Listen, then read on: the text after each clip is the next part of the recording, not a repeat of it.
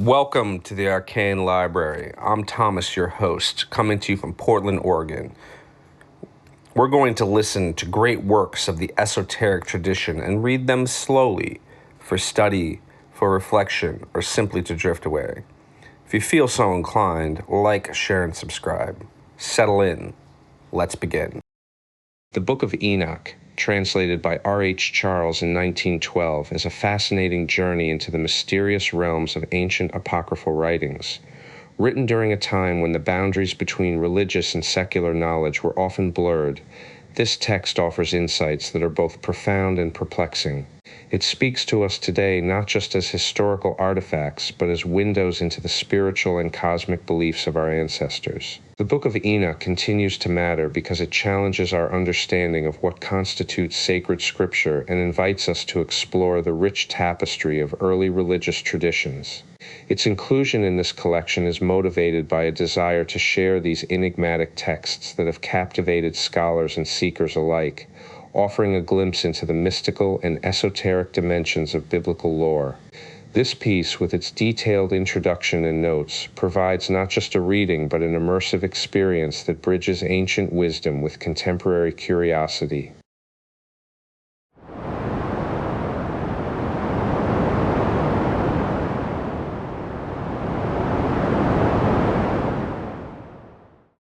The Book of Enoch by R.H. Charles, published 1912.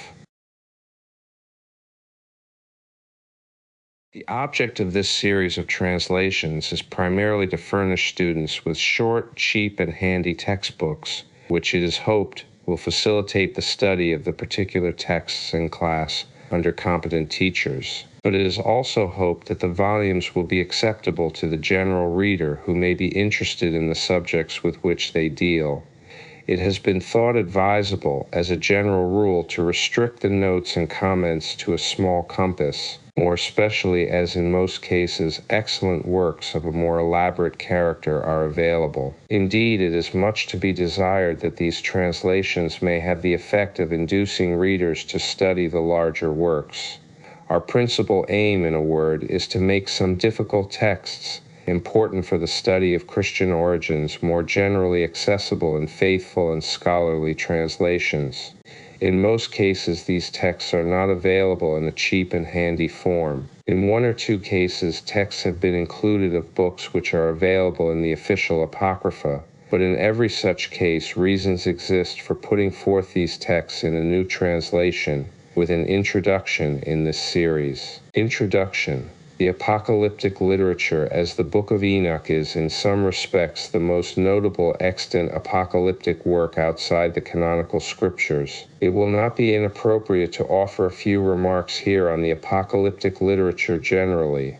In writing about the books which belong to this literature, Prof. Burkitt says very pointedly that they are the most characteristic survival of what I will venture to call, with all its narrowness and its incoherence, the heroic age of Jewish history, the age when the nation attempted to realize in action the part of the peculiar people of God. It ended in catastrophe, but the nation left two successors, the Christian church and the rabbinical schools, each of which carried on some of the old national aims. And of the two, it was the Christian church that was most faithful to the ideas enshrined in the apocalypses, and it did consider itself, not without some reason, the fulfillment of those ideas. What is wanted, therefore, in studying the apocalypses is, above all, sympathy with the ideas that underlie them, and especially with the belief in the new age. And those who believe that in Christianity a new era really did dawn for us ought, I think, to have that sympathy. We study the apocalypses to learn how our spiritual ancestors hoped against hope that God would make all right in the end, and that we, their children, are here today studying them is an indication that their hope was not wholly unfounded. Hope is indeed the main underlying motive power which prompted the writers of the apocalypses. And this hope is the more intensive and ardent in that it shines forth from a background which is dark with despair. For the apocalyptists despaired of the world in which they lived, a world in which the godly were of no account, while the wicked seemed too often triumphant and prosperous. With evil everywhere around, the apocalyptists saw no hope for the world as it was. For such a world there was no remedy, only destruction. If the good were ever to triumph, it must be in a new world. Despairing, therefore, of the world around them, the apocalyptists centered their hope upon a world to come, where the righteous would come to their own and evil would find no place. It is this thought which underlies the opening words of the Book of Enoch, the words of the blessing of Enoch, wherewith he blessed the elect and righteous, who will be living in the day of tribulation, when all the wicked and godless are to be removed. Nowhere in this book is the essence of this hope more beautifully expressed than in a short metrical piece in the first chapter. Another thing which the reader of the apocalyptic literature must be prepared for is the frequent inconsistency of thought to be found there, together with variableness of teaching often involving contradiction. The reason of this is not to be sought simply in the fact that in the apocalypses the hand of more than one author is frequently to be discerned, a fact which would easily account for divergence of views in one and the same book. No, the chief reason is that, on the one hand, the minds of the apocalyptists were saturated with the traditional thoughts and ideas of the Old Testament, and on the other they were eagerly absorbing the newer conceptions which the spirit of the age had brought into being. This occasioned a continual conflict of thought in their minds. The endeavor to harmonize the old and the new would not always succeed, and in consequence there often resulted a compromise which was illogical and which presented contradictions. Inconsistency of teaching on certain points is therefore not surprising under the circumstances. Again, to realize the significance of much that is found in these apocalypses, one has to reckon with a rigid predestinarianism which was characteristic of the apocalyptists as a whole. They started with the absolute conviction that the whole course of the world, from beginning to end, both as regards its physical changes and also in all that concerns the history of nations, their growth and decline, and of every single individual, was in every respect predetermined by God Almighty before all time. This belief of the apocalyptists is well illustrated in one of the later apocalypses by these words, "For he hath weighed the age in the balance, and by number hath he numbered the seasons. Neither will he move nor stir things, till the measure appointed be fulfilled." Thus the times and periods of the course of the world's history have been predetermined by God. The numbers of the years have been exactly fixed. This was a fundamental postulate of the apocalyptists, who devoted much of their energy to calculations based upon a close study of prophecy as to the exact period when history should reach its consummation. The underlying idea is predestinarian, but all these things, according to the apocalyptists, were divine secrets hidden from the beginning of the world, but revealed to God-fearing men, to whom was accorded the faculty of peering into the hidden things of God and of understanding them. Upon these men was laid the privilege and duty of revealing the divine secrets to others, hence their name of apocalyptists or revealers. It was because the apocalyptists believed so firmly in this power which they possessed of looking into the deep things of God that they claimed to be able to measure the significance of what had happened in the past and of what was happening in the present. And upon the basis of this knowledge, they believed that they also had the power given them by God of foreseeing the march of future events, above all of knowing when the end of the world would come, a consummation towards which the whole history of the world had been tending from the beginning.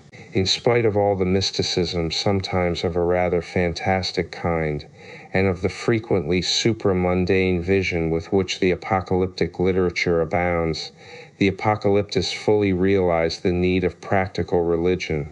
They were upholders of the law, the loyal observance of which they regard as a necessity for all God-fearing men. In this, the apocalyptists were at one in principle with Phariseeism, but their conception of what constituted loyal observance of the law differed from that of the Pharisees. For unlike these, the apocalyptists laid all stress on the spirit of its observance rather than upon the letter. Characteristic of their attitude here are the words in 1 Enoch 54, "But ye have not been steadfast, nor done the commandments of the Lord. But ye have turned away, and have spoken proud and hard words with your impure mouths against his greatness, O ye hard-hearted." ye shall find no peace. We do not find in this literature that insistence on the literal carrying out of the minutest precepts of the law which was characteristic of Phariseeism. Veneration for the law is wholehearted. It is the real guide of life. Punishment awaits those who ignore its guidance. But the Pharisaic interpretation of the law and its requirements is alien to the spirit of the apocalyptists. As a whole, the apocalyptic literature presents an universalistic attitude very different from the nationalistic narrowness of the Pharisees. It is true the apocalyptists are not always consistent in this, but normally they embrace the Gentiles equally with the men of their own nation in the divine scheme of salvation. And, in the same way, the wicked who are excluded are not restricted to the Gentiles, but the Jews equally with them shall suffer torment hereafter according to their deserts. The Book of Enoch is now usually designated 1 Enoch to distinguish it from the later Apocalypse, the Secrets of Enoch, known as 2 Enoch. The former is also called the Ethiopic Enoch, the latter the Slavonic Enoch, after the languages of the earliest versions extant of each respectively. No manuscript of the original language of either is known to be in existence. According to Canon Charles, the various elements of which our book in its present form is made up belong to different dates. The following table will show the dates of the different parts of the book. Canon Charles believes that these are approximately correct, without committing himself to the certainty of this in each case. Chapters Shrif, the oldest Sri, the oldest pre-Maccabean Shrifdol, Sri, Charv 17, the Apocalypse portions of weeks. V. Charv Sif, Liv, 7 Liv. Fragments of pre-Maccabean at the 2 Li, Charv 7 Li, Charv Sif. The Book of Latest, 25 Sivi, Charv Sivi, Noah. Sri, Charv Sif, the Book of Before 110 BC, the Heavenly Luminaries. Sri, Charv Sivan Li, Charv Sivi, the Parables, circa 105-64 BC, or Similitudes. E. Charv Siv, the latest portion, but pre-Christian. Chapter CV, which consists of only 2 verses, cannot be dated, while CV is in the nature of an appendix, probably added subsequently to the whole work. While these dates may be regarded as approximately correct, it should be pointed out that differences of opinion exist among scholars on the subject. Schurer holds, for example, that, with the exception of chapters Sex, CV, Sex C, the Parables or Similitudes, the entire book belongs to the period 130 to 100 BC. The Parables he assigns to a time not earlier than Herod the Great. Beer thinks that the dream visions, chapters Sex 6, belong to the time of John Hyrcanus, 1305 to 105 BC, and he includes under the pre-Maccabean portions only 6, 12, 17, 6c, 6c, 1 to 14, and holds that the rest of the book was written before 64 BC. Dahlman maintains that it cannot be proved that the important section, Sec 6 CV, Dirich 6, the Similitudes, is the product of the pre-Christian period, though he fully recognizes its Jewish character. Burkitt regards the writer as almost contemporary with the philosopher Posidonius, 135 to 51 BC. There is thus some diversity of opinion as to the date of the book among leading authorities. That it is as a whole pre-Christian may be regarded as definitely established. More difficult is the question whether any portions of it are pre-Maccabean. Charles gives various reasons for his belief that considerable parts are pre-Maccabean. We are inclined to agree with him, though it may be questioned whether the last word on the subject has been spoken. Authorship, as the various parts of the book clearly belong to different dates. Diversity of authorship is what one is naturally led to expect, and of this there can indeed be no shadow of doubt. The author of the earliest portions was a Jew who lived, as Burkitt has shown, in northern Palestine, in the land of Dan, southwest of the Hermon Range, near the headwaters of the Jordan. This is important, as it tends to show that the book or books is really Palestinian and one which therefore circulated among Jews in Palestine. If, moreover, the author came from the north, that helps to explain the influence the book had upon the religion that was cradled in Galilee. of the authors of the other 3 books of which Enoch is made up, viz. The Dream Visions, the Book of the Heavenly Luminaries, and the Similitudes, we know nothing save what can be gathered from their writings as to their religious standpoint.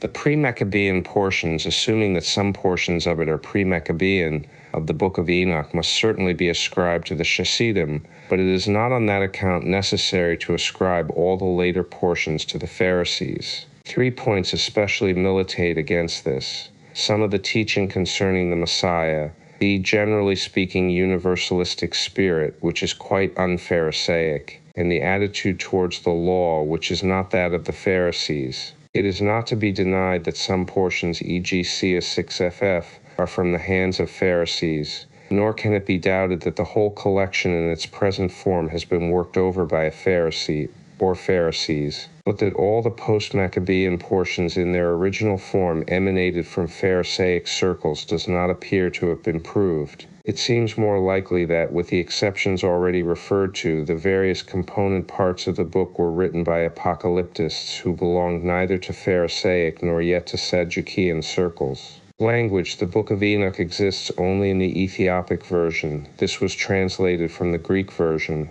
of which only a few portions are extant. The Latin version, which was also made from the Greek, is not extant, with the exception of E9 and CVE 9 and 18. The fragment containing these 2 passages was discovered by the Rev. M.R. James of King's College, Cambridge, in the British Museum.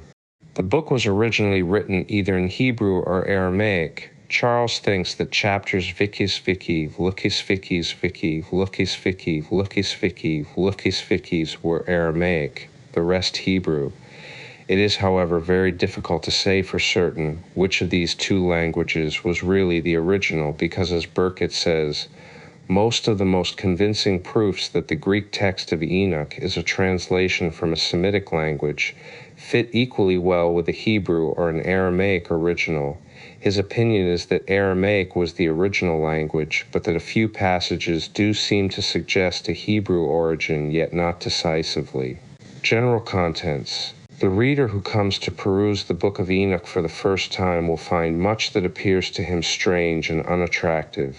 He must not, however, be repelled by this, for in due time he will come to other parts of the book which he will soon see to be of real value from many points of view. But even regarding the less attractive parts, he will find that when these are carefully studied, they contain more that is of interest than appears upon the surface. Unfortunately, the opening portion, E Vikis Vikis, which is naturally read first, contains a good deal of the least important parts of the whole book. Some passages are even repellent. It is well to remember the point, already referred to, that there are at least 4 quite independent books included in the Book of Enoch, exclusive of certain Noah fragments and other pieces, see below. The student is therefore advised to treat these as separate works, and to read them as such. There is no reason to begin with the book which happens to come first, especially as the first 36 chapters do not all belong together. But, in any case, it will be found most useful to have some general idea of the contents of each of the different books before beginning to read them. For this purpose, a brief resume of each is given here. I. The Book of Enoch, chapters 20 the Versted. The book opens with a dream vision of Enoch. In this dream, Enoch is asked to intercede for the watchers of heaven, i.e. the angels, who had left their heavenly home to commit iniquity with the daughters of men. He writes out the petition, cp. the title Enoch the scribe, the fallen angels make, and then retires to await the answer, which comes to him in a series of visions. These visions are not quite easy to follow. They are evidently incomplete and somewhat confused. In all probability, the text has suffered in transmission.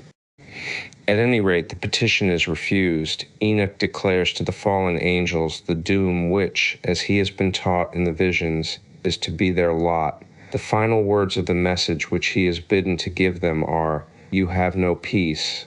There follow then accounts of the different journeys which Enoch makes, being conducted by angels of light through certain parts of the earth and through Sheol.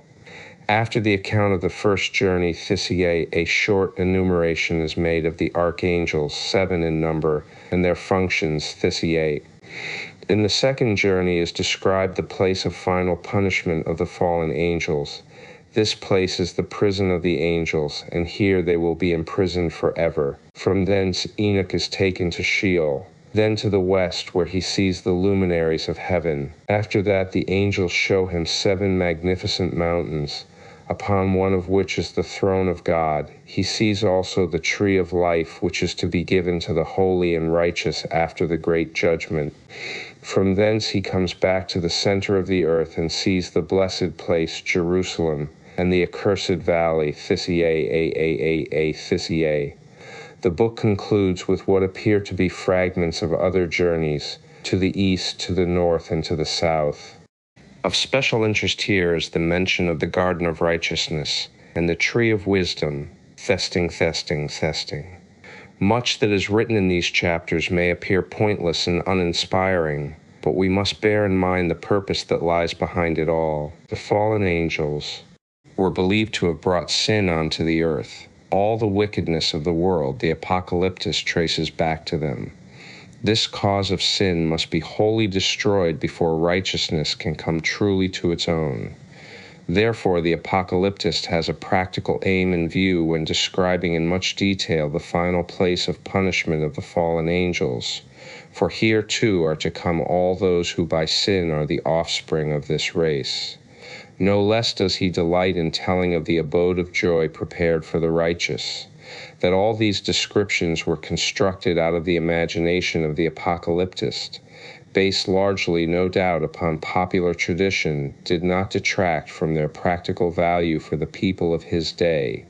He was a preacher of righteousness who looked forward in absolute conviction to the final overthrow of sin, and all his visions have as their motive power the yearning for and belief in the triumph of righteousness over sin. One of a like mind wrote later on in a kind of preface to his book these significant words which sum up the essence of the teaching of this book, and destroy all the spirits of the reprobate and the children of the watchers because they have wronged mankind. Destroy all wrong from the face of the earth, and let every evil work come to an end, and let the plant of righteousness and truth appear, and it shall prove a blessing. The works of righteousness and truth shall be planted in truth and joy forevermore. The Parables, chapters text 7. There are 3 parables, or similitudes, and they all have as their underlying thought the destruction of evil and the triumph of righteousness, as in the preceding book. But here some new and important elements are introduced which give special value to this book. And in those days shall the earth also give back that which has been entrusted to it, and Sheol also shall give back that which it has received, and hell shall give back that which it owes. The parable ends with an account of the judgment, followed by 2 short passages on the last struggle of the pagan powers against Israel, Livy 5-8, and the return from the dispersion, text 7, which do not appear to be in their original place. The third parable, Livy has clearly suffered largely from the intrusion of alien matter and is probably incomplete. Its main theme is the final judgment upon all flesh, and especially upon the great ones of the earth. The judge is the Son of Man. Some of the passages which speak of the future reward of the righteous are full of beauty. The following is well worth quoting. And the righteous and elect shall have risen from the earth, and ceased to be of downcast countenance. And they shall have been clothed with garments of glory, and they shall be garments of life from the Lord of spirits. And your garments shall not grow old, nor your glory pass away before the Lord of spirits. A large Noah fragment comes in the middle of the parable, see P-Sif below. The close of this parable is contained in Lexex 26-29, the account of Enoch's final translation, and 2 of Enoch's visions are out of place. Regarding the point of the 364 days to the year which the writer of this book makes, Charles says that he did this only through sheer incapacity for appreciating anything better. for he must have been acquainted with the solar year of 365 full days. His acquaintance with the Greek cycle shows this. The author's reckoning of the year at 364 days may be partly due to his opposition to pagan systems, and partly to the fact that 364 is divisible by 7 and amounts to 52 weeks exactly. In any case, he is opposed to the lunar year, the Pharisaic way of reckoning time, and this is an important point in favor of Sadducean authorship. It will be noted that this book was written in post-Maccabean times. It was after the Maccabean struggle that the Sadducees and Pharisees appeared as parties definitely opposed to one another. 5. The Dream Visions, chapters Lux Lexi. This book consists of 2 dream visions. The first deals with the judgment brought upon the world by the deluge on account of sin. The origin of sin is again traced to the angels who fell. It concludes with a hymn of praise to God in which a prayer is offered that all flesh may not be destroyed. Lux Lexi, Lux Lexi. The second dream vision is much longer. It gives in brief outline the history of the world to the founding of the Messianic kingdom. First the patriarchs, symbolized by bulls, etc., then the fallen angels, also described in symbolic language, and their punishment, Lux Lexi, Lux Lexi. The history then proceeds to deal more specifically with Israel from the time of Noah to the Maccabean revolt, Lux Lexi 19. Throughout the dream vision, symbolic language is used. The faithful in Israel are spoken of as the sheep, while the Gentiles are symbolized by wild beasts and birds of prey. The dream vision concludes with some familiar eschatological notes. The judgment and condemnation of the wicked, the establishment of the New Jerusalem, the conversion of the Gentiles, who become subject to Israel, the gathering in of the dispersed Israelites, the resurrection of the righteous dead, and the setting up of the Messianic kingdom on the appearance of the Messiah, XC 2038. This book is concerned with the question of the final reward of the righteous and the final punishment of the wicked. But a new teaching of great importance is put forth here. Hitherto it had been taught that although much incongruity and apparent injustice were to be found on this earth owing to the suffering of the righteous and the prosperity of the wicked, nevertheless all things would be righted in the world to come, where the wicked would receive their deserts and the righteous would come to their own. In this book it is taught that retribution will overtake the wicked, and the righteous will have peace and prosperity even on this earth, with the setting up of the Messianic kingdom, and that at the last there will come, with the final judgment, the destruction of the former heaven and earth, and the creation of a new heaven. Then will follow the resurrection of the spirits of the righteous dead, who will live forever in peace and joy, while the wicked will perish everlastingly. The important point, which is a development, is the idea of the punishment of the wicked taking place on this earth, the very scene of their unrighteous triumphs. Vi, the Noah fragments, Vi C. Levi 7 Lev 2 Lex, Lix Vi Lexis, 25 CVI CVI. These fragments are not of much importance. The main topics touched upon are the fall of the angels and sin among men in consequence, judgment on mankind, i.e. the deluge, and the preservation of Noah. The first 5 chapters are generally held to be as late as any part of the whole collection. They deal with the punishment hereafter of the wicked and the blessedness of the righteous. Chapter CVI, which reads like a final word to the whole collection, touches upon the same theme. The importance of the book for the study of Christian origins. The special points of interest that should be studied in seeking to realize the importance of these books of Enoch for the study of Christian origins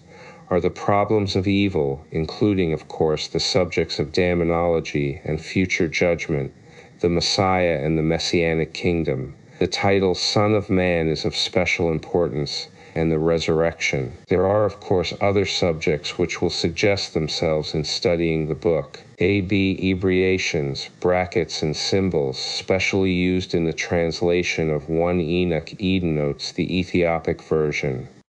GG denotes the fragments of the Greek version preserved in Synkelis. In the case of 8b, 9b, there are two forms of the text, GG1, GG2. GG denotes the large fragment of the Greek version discovered at Akhmim and deposited in the Gizeh Museum, Cairo. The following brackets are used in the translation of 1 Enoch. The use of these brackets means that the words so enclosed are found in GG but not in E. Would lose. The use of these brackets means that the words so enclosed are found in E but not in GG or GG. Would lose. The use of these brackets means that the words so enclosed are restored. The use of these brackets means that the words so enclosed are interpolations. The use of these brackets means that the words so enclosed are supplied by the editor. The use of thick type would lose that the words so printed are amended. DU is would lose hyphy ss. A series of points, some words which have been lost. Footnote 1, Jewish and Christian Apocalypses, pp. 15, 16, 19, 13. Footnote 2, footnote 3, the general Pharisaic point of view regarding this may be gathered from Matt.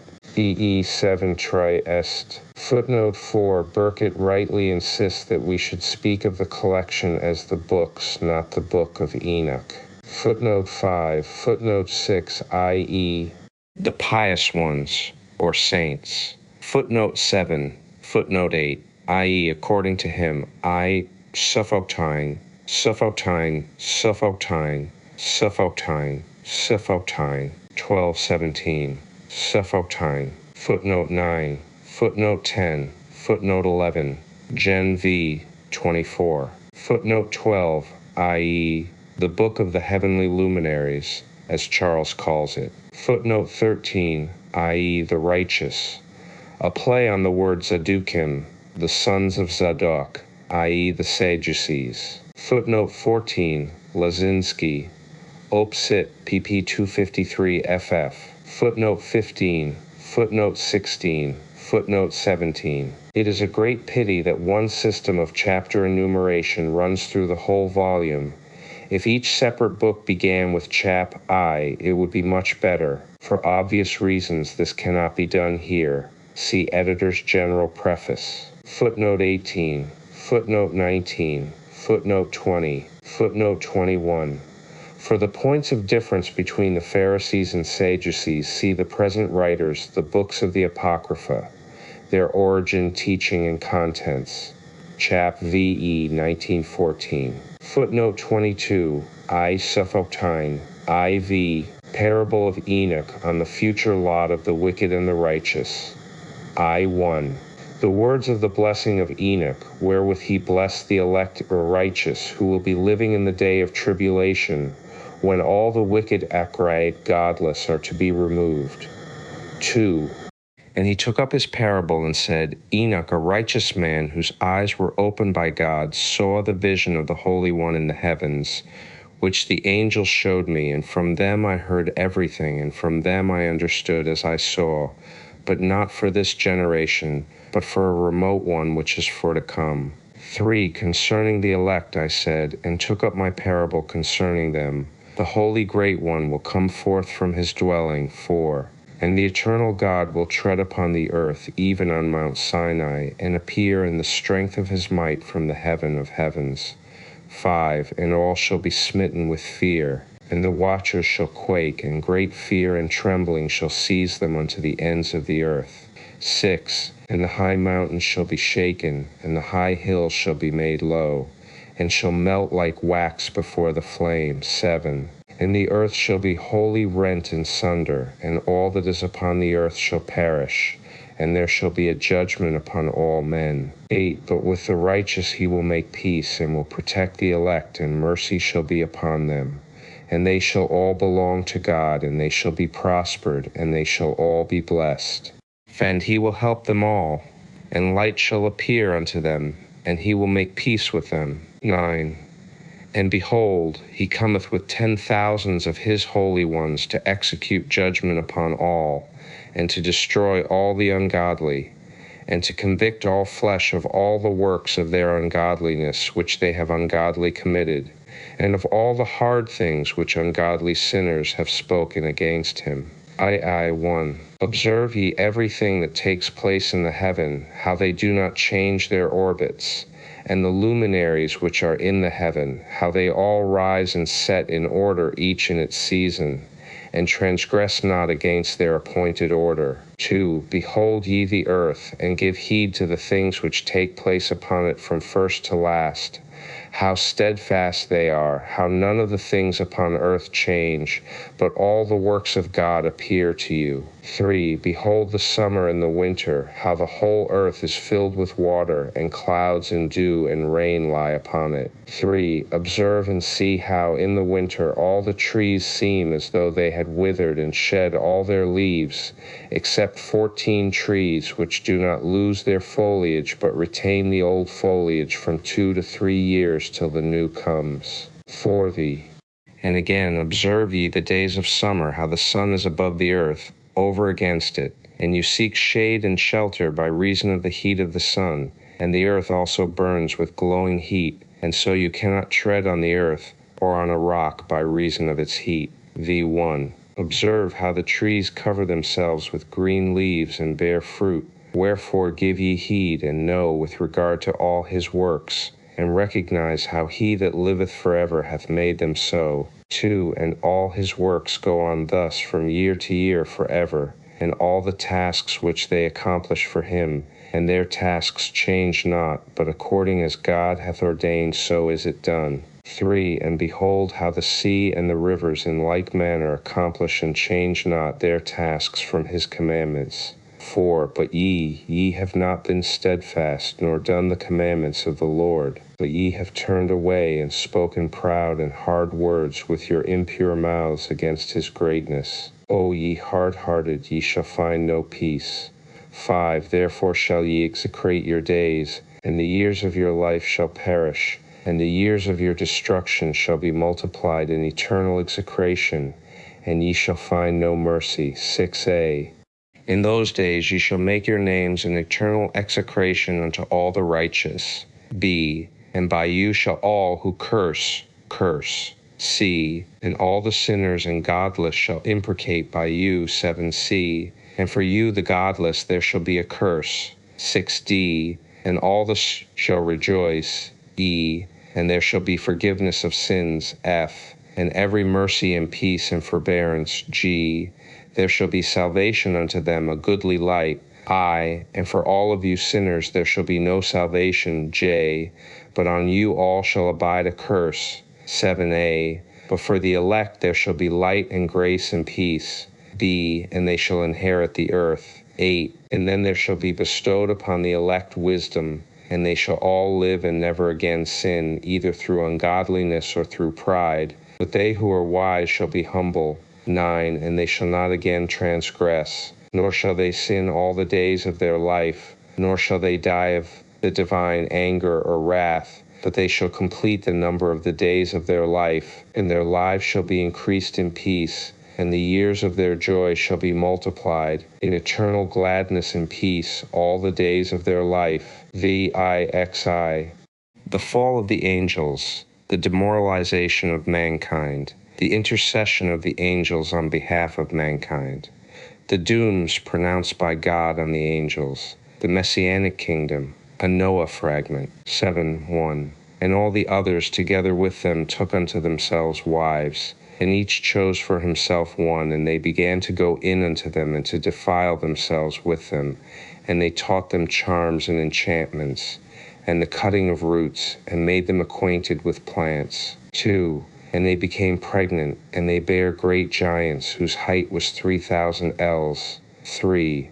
Who consumed all the acquisitions of men, and when men could no longer sustain them. 4. The giants turned against them, and devoured mankind. 5. And they began to sin against birds, and beasts, and reptiles, and fish, and to devour one another's flesh, and drink the blood. 6. Then the earth laid accusation against the lawless ones. 8:1. And Azazel taught men to make swords, and knives, and shields, and breastplates, and made known to them the metals. of the earth, and the art of working them, and bracelets, and ornaments, and the use of antimony, and the beautifying of the eyelids, and all kinds of costly stones, and all coloring tinctures. 2. And there arose much godlessness, and they committed fornication, and they were led astray, and became corrupt in all their ways. 3. Semjaza taught enchantments and root cuttings. Armorose the resolving of enchantments. Barakijal taught astrology. Kokabel the constellations. Ezekiel the knowledge of the clouds. Arakiel the signs of the earth. Shamsiel the signs of the sun. And Sariel the course of the moon. 4. And as men perished they cried, and their cry went up to heaven. 17. And then shall all the righteous escape, and shall live till they beget thousands of children, and all the days of their youth and their old age shall they complete in peace. 18. And then shall the whole earth be tilled in righteousness, and shall all be planted with trees, and be full of blessing. 19. And all desirable trees shall be planted on it, and they shall plant vines on it, and the vine which they plant thereon shall yield wine in abundance. And as for all the seed which is sown thereon, each measure of it shall bear 1,000, and each measure of olive shall yield 10 presses of oil. 20. And cleanse thou the earth from all oppression, and from all unrighteousness, and from all sin, and from all godlessness. And all the uncleanness that is wrought upon the earth destroy from off the earth. 21. And all the children of men shall become righteous, and all nations shall offer adoration, and shall praise me, and all shall worship me. 22. And the earth shall be cleansed from all defilement, and from all sin, and from all punishment, and from all torment, and I will never again send them upon it from generation to generation and forever. 12:6.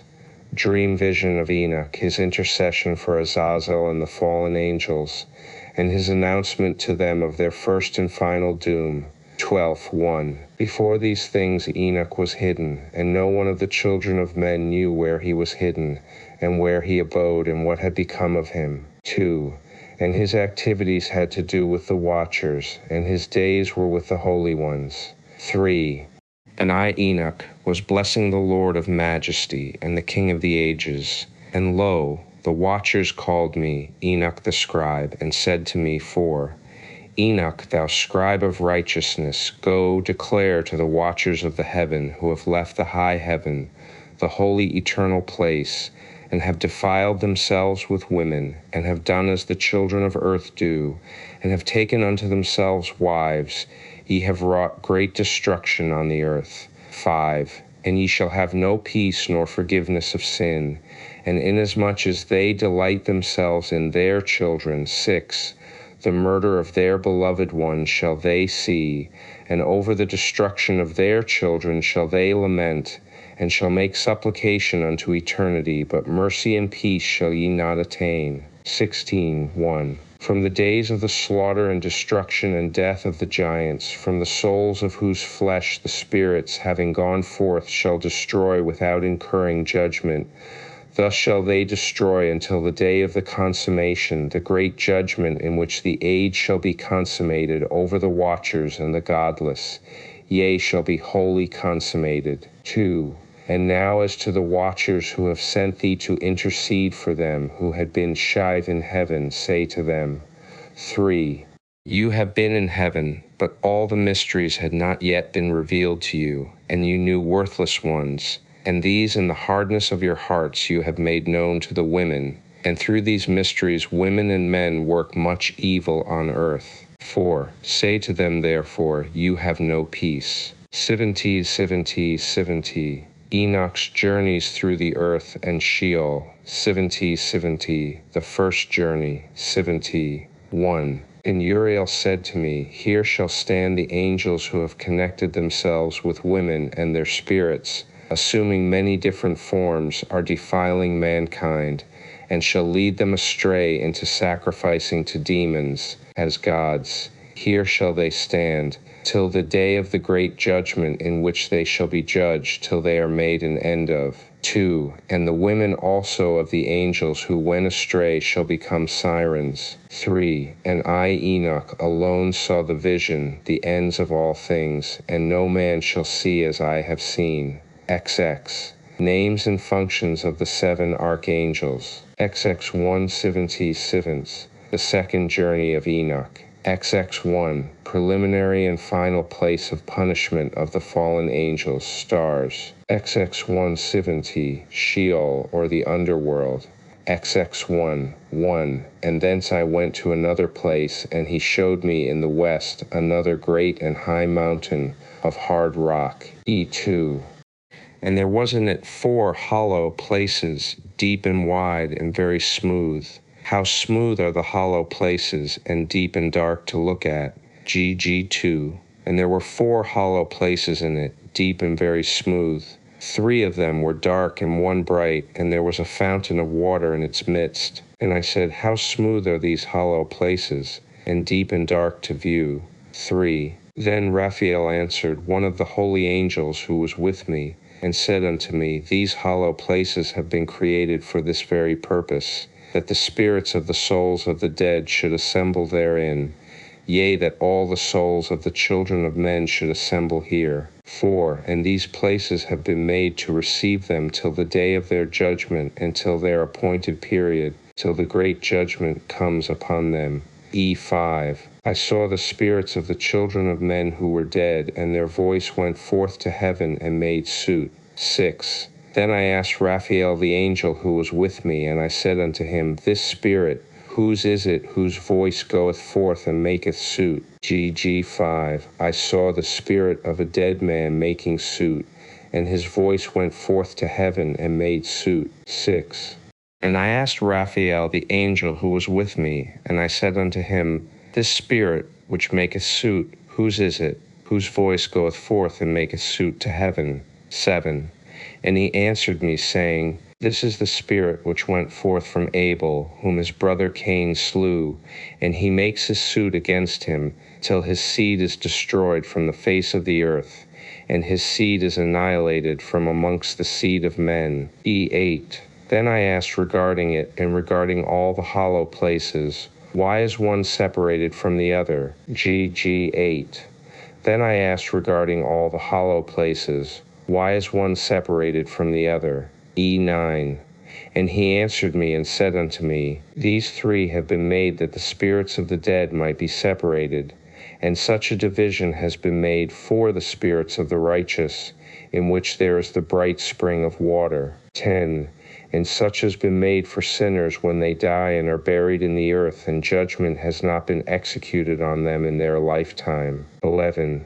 Here their spirits shall be set apart in this great pain till the great day of judgment and punishment and torment of those who curse forever, and retribution for their spirits. There he shall bind them forever. 12. And such a division has been made for the spirits of those who make their suit, who make disclosures concerning their destruction, when they were slain in the days of the sinners. 13. Such has been made for the spirits of men who were not righteous but sinners, who were complete in transgression, and of the transgressors they shall be companions. But their spirits shall not be slain in the day of judgment, nor shall they be raised from thence. 14. Then I blessed the Lord of glory, and said, blessed be my Lord, the Lord of righteousness, who ruleth forever. GG9. And he answered me, saying, these 3 have been made that the spirits of the dead might be separated, and this division has been made for the spirits of the righteous, in which there is the bright spring of water. 10. And this has been made for sinners when they die and are buried in the earth, and judgment has not been executed upon them in their lifetime. 11. Here their spirits shall be set apart in this great pain till the great day of judgment, scourgings and torments of the accursed forever, so that there may be retribution for their spirits. There he shall bind them forever. 12. And this division has been made for the spirits of those who make their suit, who make disclosures concerning their destruction, when they were slain in the days of the sinners. 13. And this has been made for the spirits of men who shall not be righteous but sinners, who are godless, and of the lawless they shall be companions. But their spirits shall not be punished in the day of judgment, nor shall they be raised from thence. 14. Then I blessed the Lord of glory and said, Blessed art thou, Lord of righteousness, who rulest over the world. XX 3. The fire that deals with the luminaries of heaven. Ext 4. Ext 5. The 7 mountains in the northwest and the tree of life. 6. Then shall they rejoice with joy and be glad, and into the holy place shall they enter, and its fragrance shall be in their bones, and they shall live a long life on earth, such as thy fathers lived. And in their days shall no sorrow or plague or torment or calamity touch them. 7. Then blessed I the God of glory, the eternal King, who hath prepared such things for the righteous, and hath created them and promised to give to them Jerusalem and the mountains, ravines and streams. XX 3. The purpose of the accursed valley. XX 3. 1. Then said I, For what object is this blessed land, which is entirely filled with trees, and this accursed valley between? 2. Then Uriel, one of the holy angels who was with me, answered and said, This valley is for those who are accursed forever. Here shall all the accursed be gathered together, who utter with their lips against the Lord unseemly words, and of his glory speak hard things. Here shall they be gathered together, and here shall be their place of judgment. 3. In the last days there shall be upon them the spectacle of righteous judgment in the presence of the righteous forever. Here shall the merciful bless the Lord of glory, the eternal King. Here shall they be gathered together, and here shall be the place of their habitation. 3. In the last times, in the days of the true judgment, in the presence of the righteous forever, here shall the godly bless the Lord of glory, the eternal King. 4. In the days of judgment over the former, they shall bless him for the mercy in accordance with which he has assigned them their lot. 5. Then I blessed the Lord of glory and set forth his glory and lauded him gloriously. XX 3. Further journey to the east. XX 3. 1. And after these fragrant odors, as I looked towards the north over the mountains, I saw 7 mountains full of choice nard and fragrant trees and cinnamon and pepper. Geg XXXA 1. To the northeast I beheld 7 mountains full of choice nard and mastic and cinnamon and pepper. 2. And thence I went over the summits of all these mountains far towards the east of the earth, and passed above the Erythraean Sea, and went far from it, and passed over the angel Zotiel. E3. And I came to the garden of righteousness, and saw beyond those trees many large trees growing there, and of goodly fragrance, large, very beautiful and glorious, and the tree of wisdom whereof they eat and know great wisdom. Gag 3. And I came to the garden of righteousness, and from afar off trees more numerous than these trees, and great 2 trees there, very great, beautiful, and glorious, and magnificent, and the tree of knowledge, whose holy fruit they eat and know great wisdom. Gag 3. And I came to the garden of righteousness, and from afar off trees more numerous than these trees, and great 2 trees there, very great, beautiful, and glorious, and magnificent, and the tree of knowledge, whose holy fruit they eat and know great wisdom. Gag 3 4 Thee. Gag 3 Fee. Enoch's journey to the north. Gag 3 Fee. And from thence I went towards the west to the ends of the earth, and saw there 3 portals of the heaven opened, such as I had seen in the east, the same number of portals and the same number of outlets. Gag 3 Fee. The journey to the south. Parables. The coming judgment of the wicked. 1 Thirst parable. When the congregation of the righteous shall appear, and sinners shall be judged for their sins, and shall be driven from the face of the earth. 2. And when the righteous one shall appear before the eyes of the righteous, whose elect works hang upon the Lord of spirits, and light shall appear to the righteous and the elect who dwell on the earth, where then will be the dwelling of the sinners, and where the resting place of those who have denied the Lord of spirits. It had been good for them if they had not been born. 3. when the secrets of the righteous shall be revealed, and the sinners judged, and the godless driven from the presence of the righteous and elect. 4. From that time those that possess the earth shall no longer be powerful and exalted, and they shall not be able to behold the face of the holy, for the Lord of spirits has caused his light to appear on the face of the holy, righteous, and elect.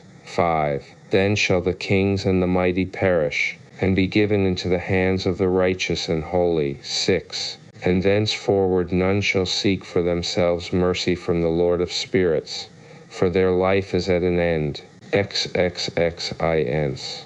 The abode of the righteous and of the elect one, the praises of the blessed. XXXXINs. And it shall come to pass in those days that elect and holy children will descend from the high heaven, and their seed will become one with the children of men. 2. And in those days Enoch received books of zeal and wrath, and books of disquiet and expulsion and expulsions of the righteous. 5. Here mine eyes saw their dwellings with his righteous angels, and their resting places with the holy. And they petitioned and interceded and prayed for the children of men. And righteousness flowed before them as water, and mercy like dew upon the earth. Thus it is amongst them for ever and ever. 6a. And in that place mine eyes saw the elect one of righteousness and of faith. 7a. And in that place mine eyes saw the elect one of righteousness and of faith. 7a. And I saw his dwelling place under the wings of the Lord of spirits. 6b. And righteousness shall prevail in his days, and the righteous and elect shall be without number before him for ever and ever. 7b. And all the righteous and elect before him shall be strong as fiery lights, and their mouth shall be full of blessing, and their lips shall extol the name of the Lord of spirits, and righteousness before him shall never fail. 8. There I wished to dwell, and my spirit longed for that dwelling place. And there heretofore hath been my portion, for so hath it been established concerning me before the Lord of spirits. XLI. 2. The 4 archangels. XLI 3-9. Astronomical secrets. And they give thanks and praise and rest not, for unto them is their thanksgiving rest. 8. For the sun changes off for a blessing or a curse, and the course of the path of the moon is light to the righteous, and darkness to the sinners in the name of the Lord, who made a separation between the light and the darkness, and divided the spirits of men, and strengthened the spirits of the righteous in the name of his righteousness. 9. For no angel hinders, and no power is able to hinder, for he appoints a judge for them all, and he judges them all before him. XLI. The dwelling places of wisdom and of unrighteousness. XLI 1. Wisdom found no place where she might dwell, and a dwelling place was assigned her in the heavens. XLI 1. Wisdom found no place where she might dwell, and a dwelling place was assigned her in the heavens. 2. The wisdom went forth to make her dwelling among the children of men, and found no dwelling place. Wisdom returned to her place, and took her seat among the angels. 3. And unrighteousness went forth from her chambers, whom she sought not she found, and dwelt with them, as rain in a desert, and dew on a thirsty land. XL 3 Thorthi. Astronomical secrets. XL Thorthi. Also another phenomenon I saw in regard to the lightnings, how some of the stars arise and become lightnings and cannot part with their new form. XL Thi 7 Thi. The second parable. The lot of the apostates, the new heaven and the new earth. XL Thi 1. And this is the second parable concerning those who deny the name of the dwelling of the holy ones and the Lord of spirits. 2. And into the heaven they shall not ascend, and on the earth they shall not come. Such shall be the lot of the sinners who have denied the name of the Lord of spirits, who are thus preserved for the day of suffering and tribulation. 3. On that day mine elect, one shall sit on the throne of glory, and shall try their works, and their places of rest shall be innumerable, and their souls shall grow strong within them when they see mine elect ones, and those who have called upon my glorious name. 4. Then will I cause mine elect one to dwell among them. And I will transform the heaven and make it an eternal blessing and light.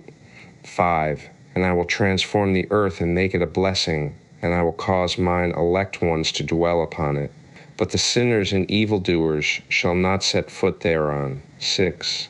For I have provided and satisfied with peace my righteous ones, and have caused them to dwell before me. But for the sinners there is judgment impending with me, so that I shall destroy them from the face of the earth. Exel Phi, the head of days and the Son of Man. Exel Phi. 1. And there I saw one who had a head of days, and his head was white like wool, and with him was another being whose countenance had the appearance of a man, and his face was full of graciousness, like one of the holy angels. 2. And I asked the angel who went with me and showed me all the hidden things concerning that Son of Man, who he was, and whence he was, and why he went with the head of days. 3. And he answered and said unto me, This is the Son of Man who hath righteousness, with whom dwelleth righteousness, and who revealeth all the treasures of that which is hidden,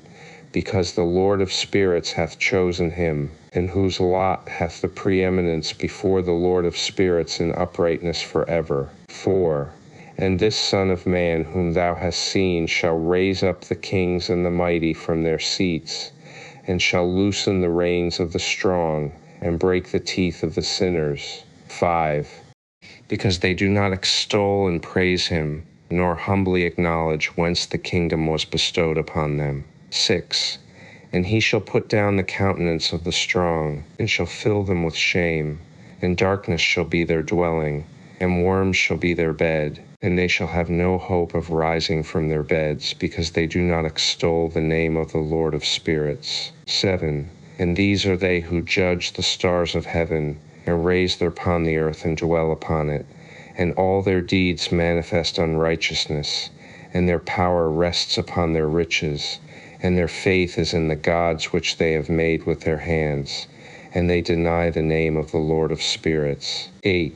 And they persecute the houses of his congregations, and the faithful who hang upon the name of the Lord of spirits. XL 7T. The prayer of the righteous for vengeance, and their joy at its coming, because the number of the righteous had been offered, and the prayer of the righteous had been heard, and the blood of the righteous been required before the Lord of spirits. XL Feet, the fount of righteousness, the Son of Man, the stay of the righteous, judgment of the kings and the mighty. XL Feet 1. And in that place I saw the fountain of righteousness, which was inexhaustible, and around it were many fountains of wisdom, and all the thirsty drank of them, and were filled with wisdom, and their dwellings were with the righteous and holy and elect. 2. And at that hour that Son of Man was named in the presence of the Lord of spirits, and his name before the head of days. 3. Yea, before the sun and the signs were created, before the stars of the heaven were made, his name was named before the Lord of spirits. 4. He shall be a staff to the righteous, whereon to stay themselves and not fall. And he shall be the light of the Gentiles, and the hope of those who are troubled of heart. 5. All who dwell on earth shall fall down and worship before him, and will praise and bless and celebrate with song the Lord of spirits. 6. And for this reason hath he been chosen and hidden before him, before the creation of the world and forevermore. 7.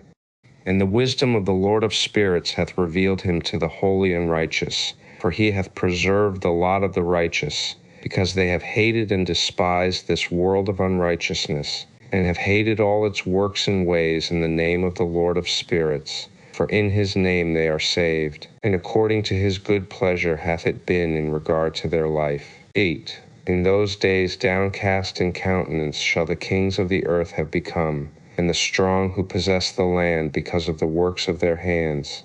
For on the day of their anguish and affliction they shall not be able to save themselves. 9. And I will give them over into the hands of mine elect. As straw in the fire, so shall they burn before the face of the holy. As lead in the water shall they sink before the face of the righteous, and no trace of them shall any more be found. 10. And on the day of their affliction there shall be rest on the earth, and before them they shall fall and not rise again, and there shall be no one to take them with his hands and raise them. For they have denied the Lord of spirits and his anointed. The name of the Lord of spirits be blessed. XLIX, the power and wisdom of the elect one. XLIX 1.E. For wisdom is poured out like water, and glory faileth not before him for evermore. 2. For he is mighty in all the secrets of righteousness, and unrighteousness shall disappear as a shadow, and have no continuance, because the elect one standeth before the Lord of spirits, and his glory is for ever and ever, and his might unto all generations. 3. And in him dwells the spirit of wisdom, and the spirit which gives insight, and the spirit of understanding and of might, and the spirit of those who have fallen asleep in righteousness. 4.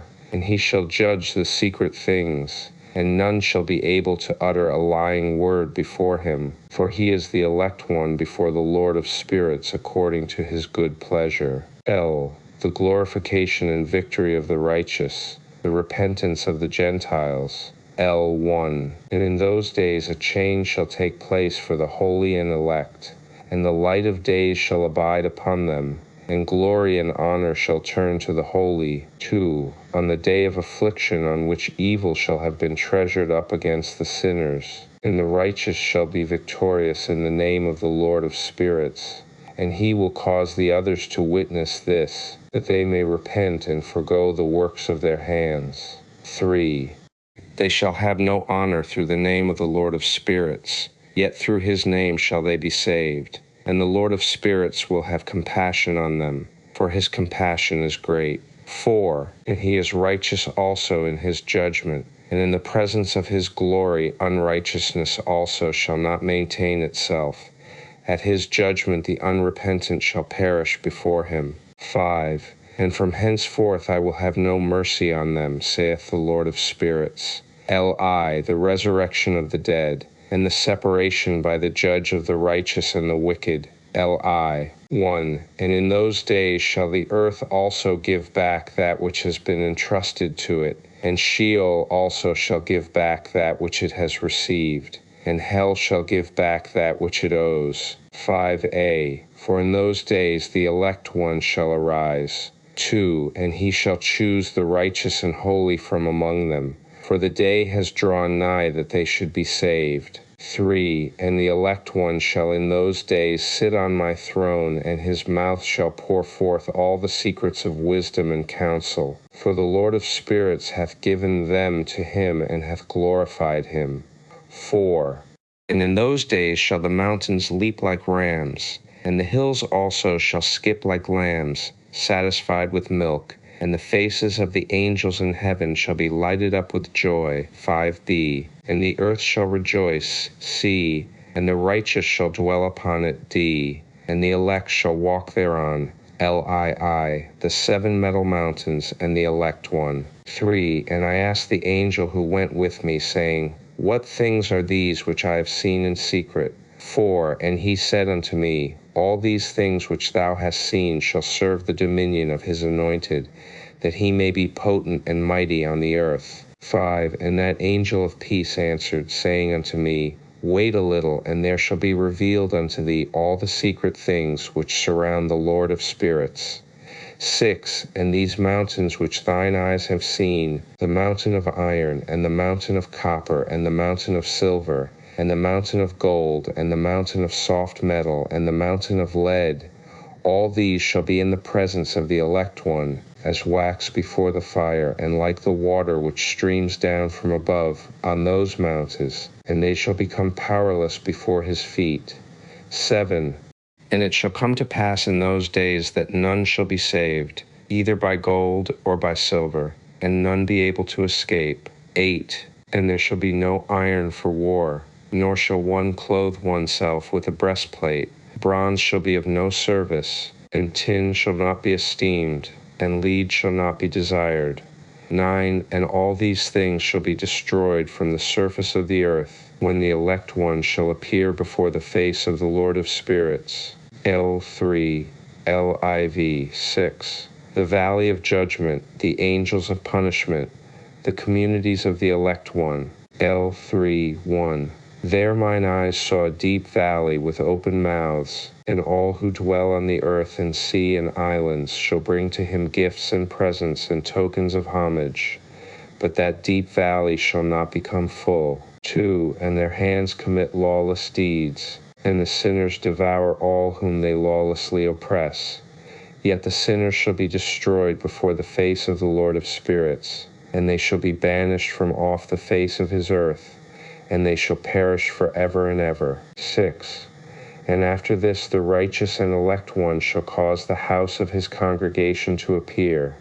Henceforth they shall be no more hindered in the name of the Lord of spirits. 7. And these mountains shall not stand as the earth before his righteousness, but the hills shall be as a fountain of water, and the righteous shall have rest from the oppression of sinners.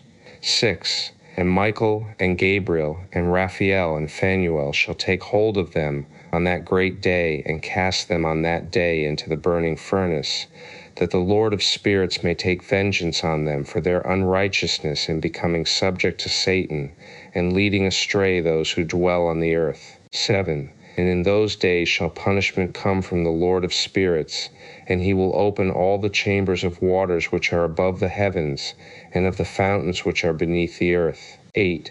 And all the waters shall be joined with the waters. That which is above the heavens is the masculine, and the water which is beneath the earth is the feminine. 9. And they shall destroy all who dwell on the earth, and those who dwell under the ends of the heaven. 10. And when they have recognized their unrighteousness which they have wrought on the earth, then by these shall they perish. 3. When I have desired to take hold of them by the hand of the angels on the day of tribulation and pain because of this, I will cause my chastisement and my wrath to abide upon them, saith God, the Lord of spirits. 4. Ye mighty kings who dwell on the earth, ye shall have to behold mine elect one, how he sits on the throne of glory and judges Azazel and all his associates and all his hosts in the name of the Lord of spirits. 4. And then that valley shall be filled with their elect and beloved, and the days of their lives shall be at an end, and the days of their leading astray shall not thenceforward be reckoned. LVI 5-8. Last struggle of pagan powers against Israel. 5. And in those days the angels shall return and hurl themselves to the east upon the Parthians and Medes. They shall stir up the kings, so that a spirit of unrest shall come upon them, and they shall rouse them from their thrones, that they may break forth as lions from their lairs, and as hungry wolves among their flocks. 6. And they shall go up and tread under foot the land of his elect ones, and the land of his elect ones shall be before them a threshing floor and a highway. 7. But the city of my righteous shall be a hindrance to their horses, and they shall begin to fight among themselves, and their right hand shall be strong against themselves, and a man shall not know his brother, nor a son his father or his mother, till there be no number of the corpses through their slaughter, and their punishment be not in vain. 8. In those days Sheol shall open its jaws, and they shall be swallowed up therein, and their destruction shall be at an end. Sheol shall devour the sinners in the presence of the elect. LV 7, the return from the dispersion. LV Thort Elsex Wine, the third parable. LV Thort, the blessedness of the saints. LV Thort 1. And I began to speak the third parable concerning the righteous and elect. 2. Blessed are ye righteous and elect, for glorious shall be your lot. 3. And the righteous shall be in the light of the sun, and the elect in the light of eternal life. The days of their life shall be unending, and the days of the holy without number. 4. And they shall seek the light and find righteousness with the Lord of spirits. There shall be peace to the righteous in the name of the eternal Lord. 5. And after this it shall be said to the holy in heaven, that they should seek out the secrets of righteousness, the heritage of faith. For it has become bright as the sun upon earth, and the darkness is past. 6.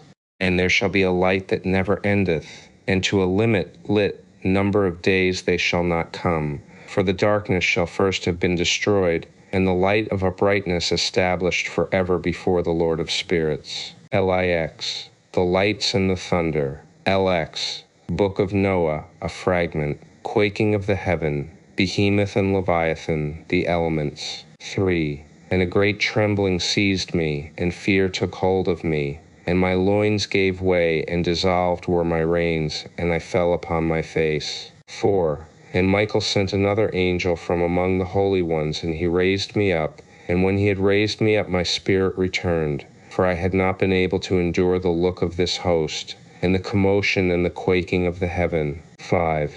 And Michael said unto me, Why art thou disquieted with such a vision? Until this day lasted the day of his mercy, and he hath been merciful and long-suffering towards those who dwell on the earth. 6.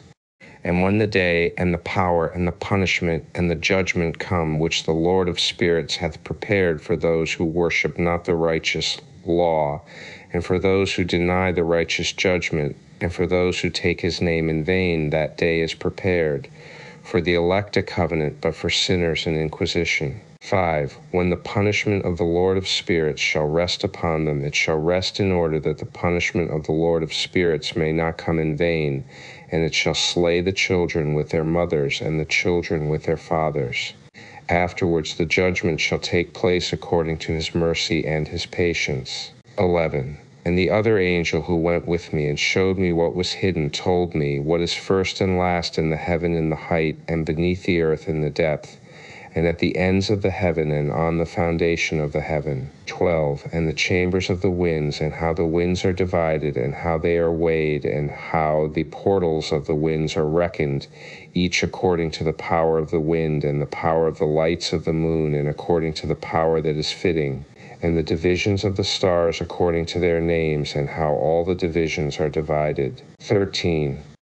And the thunders according to the places where they fall, and all the divisions that are made among the lightnings, that it may lighten, and their hosts that they may at once obey. 14. For the thunder has places of rest, which are assigned to it, while it is waiting for its peal. And the thunder and lightning are inseparable, and although not one and undivided, they both go together through the Spirit, and separate not. 15. For when the lightning lightens, the thunder utters its voice, and the Spirit enforces a pause during the peal, and divides equally between them. For the treasury of their peals is like the sand, and each one of them as it peals is held in with a bridle, and turned back by the power of the Spirit, and pushed forward according to the many quarters of the earth. 16. And the spirit of the sea is masculine and strong, and according to the might of his strength he draws it back with a rein, and in like manner it is driven forward and disperses amid all the mountains of the earth. 17. And the spirit of the hoarfrost is his own angel, and the spirit of the hail is a good angel. 18. And the spirit of the snow has forsaken his chamber on account of his strength. There is a special spirit therein, and that which ascends from it is like smoke, and its name is frost. 19. And the spirit of the mist is not united with them in their chambers, but it has a special chamber, for its course is glorious, both in light and in darkness, and in winter and in summer, and in its chamber is an angel. 20. And the spirit of the dew has its dwelling at the ends of the heaven, and is connected with the chambers of the rain, and its course is in winter and summer, and its clouds and the clouds of the mist are connected, and the one gives to the other. 21.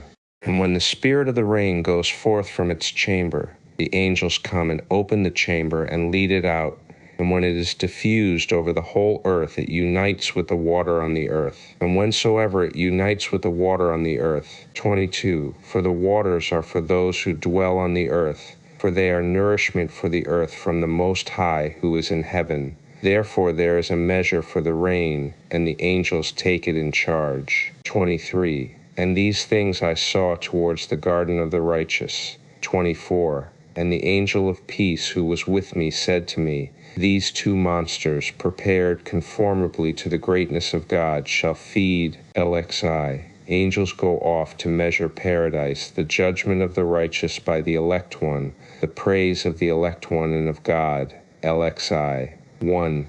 And I saw in those days how long cords were given to those angels, And they took to themselves wings and flew, and they went towards the north. 2. And I asked the angel, saying unto him, Why have those angels taken these cords and gone off?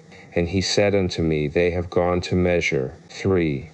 And the angel who went with me said unto me, These shall bring the measures of the righteous, and the ropes of the righteous to the righteous, that they may stay themselves on the name of the Lord of spirits forever and ever. 4. The elect shall begin to dwell with the elect, and those are the measures which shall be given to faith, and which shall strengthen righteousness. 5. And these measures shall reveal all the secrets of the depths of the earth, and those who have been destroyed by the desert, and those who have been devoured by the beasts, and those who have been devoured by the fish of the sea, that they may return and stay themselves on the day of the elect one. For none shall be destroyed before the Lord of spirits, and none can be destroyed. 6. And all who dwell above in the heaven received a command and power, and one voice and one light like unto fire. 7. And that one with their first words they blessed, and extolled and lauded with wisdom, and they were wise in utterance and in the spirit of life. 8. And the Lord of spirits placed the elect one on the throne of glory, and he shall judge all the works of the holy above in the heaven, and in the balance shall their deeds be weighed. 9. And when he shall lift up his countenance to judge their secret ways according to the word of the name of the Lord of spirits, and their path according to the way of the righteous judgment of the Lord of spirits, then shall they all with one voice speak and bless, and glorify and extol and sanctify the name of the Lord of spirits. 10. And he will summon all the host of the heavens, and all the holy ones above, and the host of God, the cherubim, seraphim, and Ophanim, and all the angels of power, and all the angels of principalities, and the elect one, and the other powers on the earth and over the water. 11. On that day shall they raise one voice, and bless and glorify and exalt in the spirit of faith, and in the spirit of wisdom, and in the spirit of patience, and in the spirit of mercy, and in the spirit of judgment and of peace, and in the spirit of goodness. And shall all say with one voice, Blessed is he, and may the name of the Lord of spirits be blessed forever and ever. 12. All who sleep not above in heaven shall bless him. All the holy ones who are in heaven shall bless him, and all the elect who dwell in the garden of life, and every spirit of light who is able to bless, and glorify, and extol, and hallow thy blessed name. And all flesh shall beyond measure glorify and bless thy name forever and ever. 13. For great is the mercy of the Lord of spirits, and he is long-suffering. In all his works, in all that he has created, he has revealed to the righteous and elect, in the name of the Lord of spirits. Elexephdai, judgment of the kings and the mighty, blessedness of the righteous. Elexephdai. 1. And thus the Lord commanded the kings and the mighty and the exalted, and those who dwell on the earth, and said, Open your eyes and lift up your horns if ye are able to recognize the elect one. 2. And the Lord of spirits seated him on the throne of his glory, and the spirit of righteousness was poured out upon him, and the word of his mouth slays all the sinners, and all the unrighteous are destroyed from before his face. 3. And there shall stand up in that day all the kings and the mighty, and the exalted, and those who hold the earth, and they shall see and recognize how he sits on the throne of his glory, and righteousness is judged before him, and no lying word is spoken before him. 4. Then shall pain come upon them as on a woman in travail, when her child enters the mouth of the womb, and she has pain in bringing forth. 5. And one portion of them shall look on the other, and they shall be terrified, and they shall be downcast of countenance, and pain shall seize them, when they see that Son of Man sitting on the throne of his glory. 6. And the kings and the mighty and all who possess the earth shall bless and glorify and extol him who rules over all, who was hidden. 7. For from the beginning the Son of Man was hidden, and the Most High preserved him in the presence of his might, and revealed him to the elect. 8. And the congregation of the elect and holy shall be sown, and all the elect shall stand before him on that day. 9. And all the kings and the mighty and the exalted, and those who rule the earth shall fall down before him on their faces, and worship and set their hope upon that Son of Man, and petition him and supplicate for mercy at his hands. 15. And the righteous and elect shall have risen from the earth, and ceased to be of downcast countenance. 16. And they shall have been clothed with garments of glory, and they shall be the garments of life from the Lord of spirits. And your garments shall not grow old, nor your glory pass away before the Lord of spirits. LX3, the unavailing repentance of the kings and the mighty. Blessed is the Lord of spirits, and the Lord of kings, and the Lord of the mighty, and the Lord of the rich, and the Lord of glory, and the Lord of wisdom. 3. And splendid in every secret thing is thy power from generation to generation, and thy glory forever and ever. Deep are all thy secrets and innumerable, and thy righteousness is beyond reckoning. 4. We have now learnt that we should glorify and bless the Lord of kings and him who is king over all kings. 5. And they shall say, would that we had rest to glorify and give thanks and confess our faith before his glory. 6. And now we long for a little rest, but find it not. We follow hard upon it, and obtain it not. And light has vanished from before us, and darkness is our dwelling place for ever and ever. 7. For we have not believed before him, nor glorified the name of the Lord of spirits, nor glorified our Lord, but our hope was in the scepter of our kingdom, and in our glory. 8. And in the day of our suffering and tribulation he saves us not, and we find no respite for confession, that our Lord is true in all his works, and in his judgments and his justice, and his judgments have no respect of persons. 9.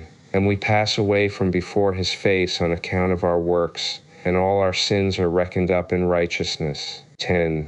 Now they will say unto themselves, our souls are full of unrighteous gain, but it does not prevent us from descending from the midst thereof into the burden of Sheol. 11. And after that their faces shall be filled with darkness and shame before that Son of Man, and they shall be driven from his presence, and the sword shall abide before his face in their midst. 12. Thus spake the Lord of spirits. This is the ordinance and judgment with respect to the mighty and the kings and the exalted, and those who possess the earth before the Lord of spirits. LX4 Vision of the fallen angels in the place of punishment. LXV Enoch foretells to Noah the deluge and his own preservation. 12. And he has destined thy name to be among the holy, and will preserve thee amongst those who dwell on the earth, and has destined thy righteous seed both for kingship and for great honors. And from thy seed shall proceed a fountain of the righteous and holy without number forever. LXV The angels of the waters, bidden to hold them in check. LX7E God's promise to Noah, places of punishment of the angels and of the kings. 4. And he will imprison those angels who have shown unrighteousness in that burning valley which my grandfather Enoch had formerly shown to me in the west, among the mountains of gold and silver and iron and soft metal and tin. 5. And I saw that valley in which there was a great convulsion, and a convulsion of the waters. 6. And when all this took place, from that fiery molten metal, and from the convulsion thereof in that place, there was produced a smell of sulfur, and it was connected with those waters, and that valley of the angels, who had led astray mankind, burned beneath that land. 7. And through its valleys proceed streams of fire, where these angels are punished, who had led astray those who dwell upon the earth. LX14 Michael and Raphael astonied at the severity of the judgment. LX14 The names and functions of the fallen angels and Satan's. The secret oath. LX14 1. And after this judgment they shall terrify and make them to tremble, because they have shown this to those who dwell on the earth. 2. And behold the names of those angels, and these are their names. The first of them is Samjaza, the second Artakipha, and the third Armen, the fourth Kokabel, the fifth Tuael, the sixth Rumjal, the seventh Danjal, the eighth Nekael, the ninth Barakael, the 10th Azazel, the 11th Armaros, the 12th Batarjal, the 13th Busasejal, the 14th Hananel, the 15th Tuael, and the 16th Simapesael, the 17th Jetrel, the 18th Tumael, the 19th Tuael, the 20th Rumael, the 21st Azazel. 3. And these are the chiefs of their angels and their names, and their chief ones over hundreds and over 50s and over 10s. The name of the first Jikon, that is, the one who led astray the sons of God, and brought them down to the earth, and led them astray through the daughters of men. 5. And the second was named Asbeel. He imparted to the holy sons of God evil counsel, and led them astray so that they defiled their bodies with the daughters of men. 6. And the third was named Godriel. He it is who showed the children of men all the blows of death, and he led astray Eve, and showed the shield and the coat of mail, and the sword for battle, and all the weapons of death to the children of men. 7. And from his hand they have proceeded against those who dwell on the earth from that day and forevermore. 8. And the fourth was named Penemu. He taught the children of men the bitter and the sweet, and he taught them all the secrets of their wisdom. 9. And he instructed mankind in writing with ink and paper, and thereby many sinned from eternity to eternity and until this day. 10. For men were not created for such a purpose, to give confirmation to their good faith with pen and ink. 11. For men were created exactly like the angels, to the intent that they should continue pure and righteous, and death, which destroys everything, could not have taken hold of them. But through this their knowledge they are perishing, and through this power it is consuming me. 12. And the fifth was named Kazdeja. This is he who showed the children of men all the wicked smitings of spirits and demons, and the smitings of the embryo in the womb, that it may pass away, and the bites of the serpent, and the smitings which befall through the noontide heat, the son of the serpent named Tabiat. 13. And this is the task of Kazbeel, the chief of the oath which he showed to the holy ones when he dwelt high above in glory, and its name is Beka. 14. This angel requested Michael to show him the hidden name, that he might enunciate it in the oath, so that those might quake before that name and oath who revealed all that was in secret to the children of men. 15. And this is the power of this oath, for it is powerful and strong, and he placed this oath, Akai, in the hand of Michael. 16. And these are the secrets of this oath, and they are strong through his oath. And the heaven was suspended before the world was created, and forever. 17. And through it the earth was founded upon the water, and from the secret recesses of the mountains come beautiful waters, from the creation of the world and unto eternity. 18. And through that oath the sea was created, and as its foundation he set for it the sand against the time of its anger, and it dare not pass beyond it from the creation of the world unto eternity. 19. And through that oath are the depths made fast, and abide and stir not from their place from eternity to eternity. 20. And through that oath the sun and moon complete their course, and deviate not from their ordinance from eternity to eternity. 21. And through that oath the stars complete their course, and he calls them by their names, and they answer him from eternity to eternity. And in like manner the spirits of the water, and of the winds, and of all zephyrs, and paths from all the quarters of the winds. 23. And there are preserved the voices of the thunder, and the light of the lightnings. And there are preserved the chambers of the hail, and the chambers of the hoarfrost, and the chambers of the mist, and the chambers of the rain and the dew. 24.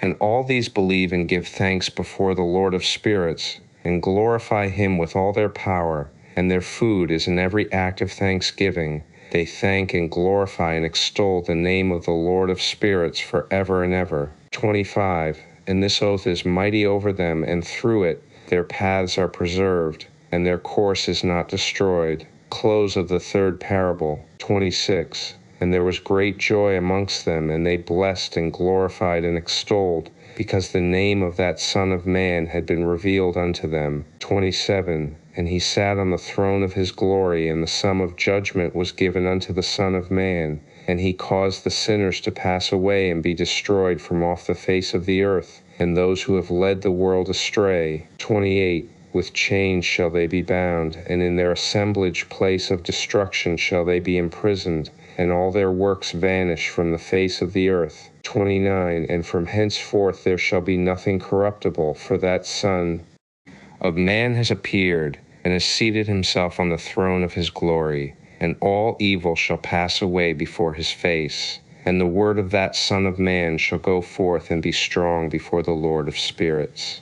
This is the third parable of Enoch, LXX, the final translation of Enoch, LXXI. Two earlier visions of Enoch, LXXI. 1. And it came to pass after this that my spirit was translated, and it ascended into the heavens. And I saw the holy sons of God. They were stepping on flames of fire. Their garments were white, and their faces shone like snow. 2. And I saw two streams of fire, and the light of that fire shone like hyacinth.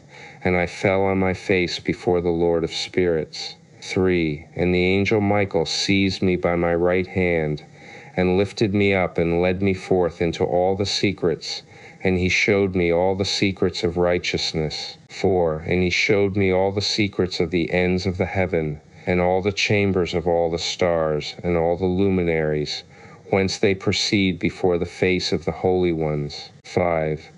And he translated my spirit into the heaven of heavens, and I saw there as it were a structure built of crystals, and between those crystals tongues of living fire. 6. And my spirit saw the girdle which girt that house of fire, and on its four sides were streams full of living fire, and they girt that house. 7. And round about were seraphim, cherubim, and aphanan, and these are they who sleep not, and guard the throne of his glory. 8. And I saw angels who could not be counted, 1,000s, and 10,000 times 10,000, encircling that house, and Michael, and Raphael, and Gabriel, and Phanuel, and the holy angels who are above the heavens go in and out of that house. 9. And they came forth from that house, and Michael and Gabriel, Raphael and Phanuel, and many holy angels without number. 10. And with them the head of days, his head white and pure as wool, and his raiment indescribable. 11. And I fell on my face, and my whole body became relaxed, and my spirit was transfigured, and I cried with a loud voice with the spirit of power, and blessed and glorified and extolled. 12. And these blessings which went forth out of my mouth were well-pleasing before that head of days. 13.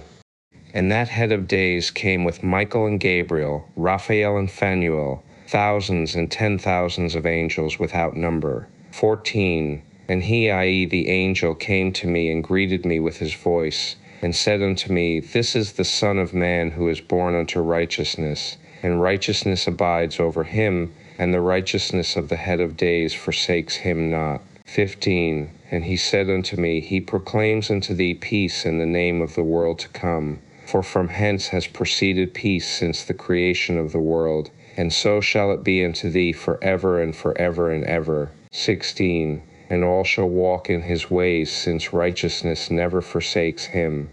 With him will be their dwelling places, and with him their heritage, and they shall not be separated from him forever and ever and ever. 17. And so there shall be length of days with that Son of Man, and the righteous shall have peace and an upright way in the name of the Lord of spirits forever and ever. The Book of the Courses of the Heavenly Luminaries. LXXD Theory, LXXD Theory, LXXD Theory, LXXD Theory. The Moon in its phases. LX4 LX4 the lunar year. LX4 Thix. The 12 winds and their portals. 5. And the first wind from those portals, called the east wind, comes forth through the first portal which is in the east, inclining towards the south. From it come forth desolation, drought, heat, and destruction. 6. And through the second portal in the middle comes what is fitting, and from it there come rain and fruitfulness and prosperity and dew. And through the third portal, which lies toward the north, come cold and drought. 7. And after these come forth the south winds through 3 portals. Through the first portal of them inclining to the east comes forth a hot wind. 8. And through the middle portal next to it there come forth fragrant smells, and dew and rain and prosperity and health. 9. And through the third portal lying to the west come forth dew and rain, locusts and desolation. 10. And after these the north winds. From the seventh portal in the east come dew and rain, locusts and desolation. 11. And from the middle portal come in a direct direction health and rain and dew and prosperity. And through the third portal in the west come cloud and hoarfrost, and snow and rain and dew and locusts. 12. And after these are the west winds. Through the first portal adjoining the north come forth dew and hoarfrost, and cold and snow and frost. 13. And from the middle portal come forth dew and rain, and prosperity and blessing. And through the last portal, which adjoins the south, come forth drought and desolation, and burning and destruction. 14. And the 12 portals of the 4 quarters of the heaven are therewith completed, and all their laws and all their plagues and all their benefactions have I shown to thee, my son Methuselah. LXX7. The 4 quarters of the world, the 7 mountains, the 7 rivers and sea. LXX7. 1. And the first quarter is called the east, because it is the first, and the second the south, because the Most High will descend there. Yea, there, in quite a special sense, will he who is blessed forever descend. 2. And the west quarter is named the diminished, because there all the luminaries of the heaven wane and go down. 3. And the fourth quarter, named the north, is divided into 3 parts. The first of them is for the dwelling of men, and the second contains seas of water, and the abysses and forests and rivers, and darkness and clouds. And the third part contains the garden of righteousness. LXX7. The sun and moon, the waxing and waning of the moon. LXX7. 4.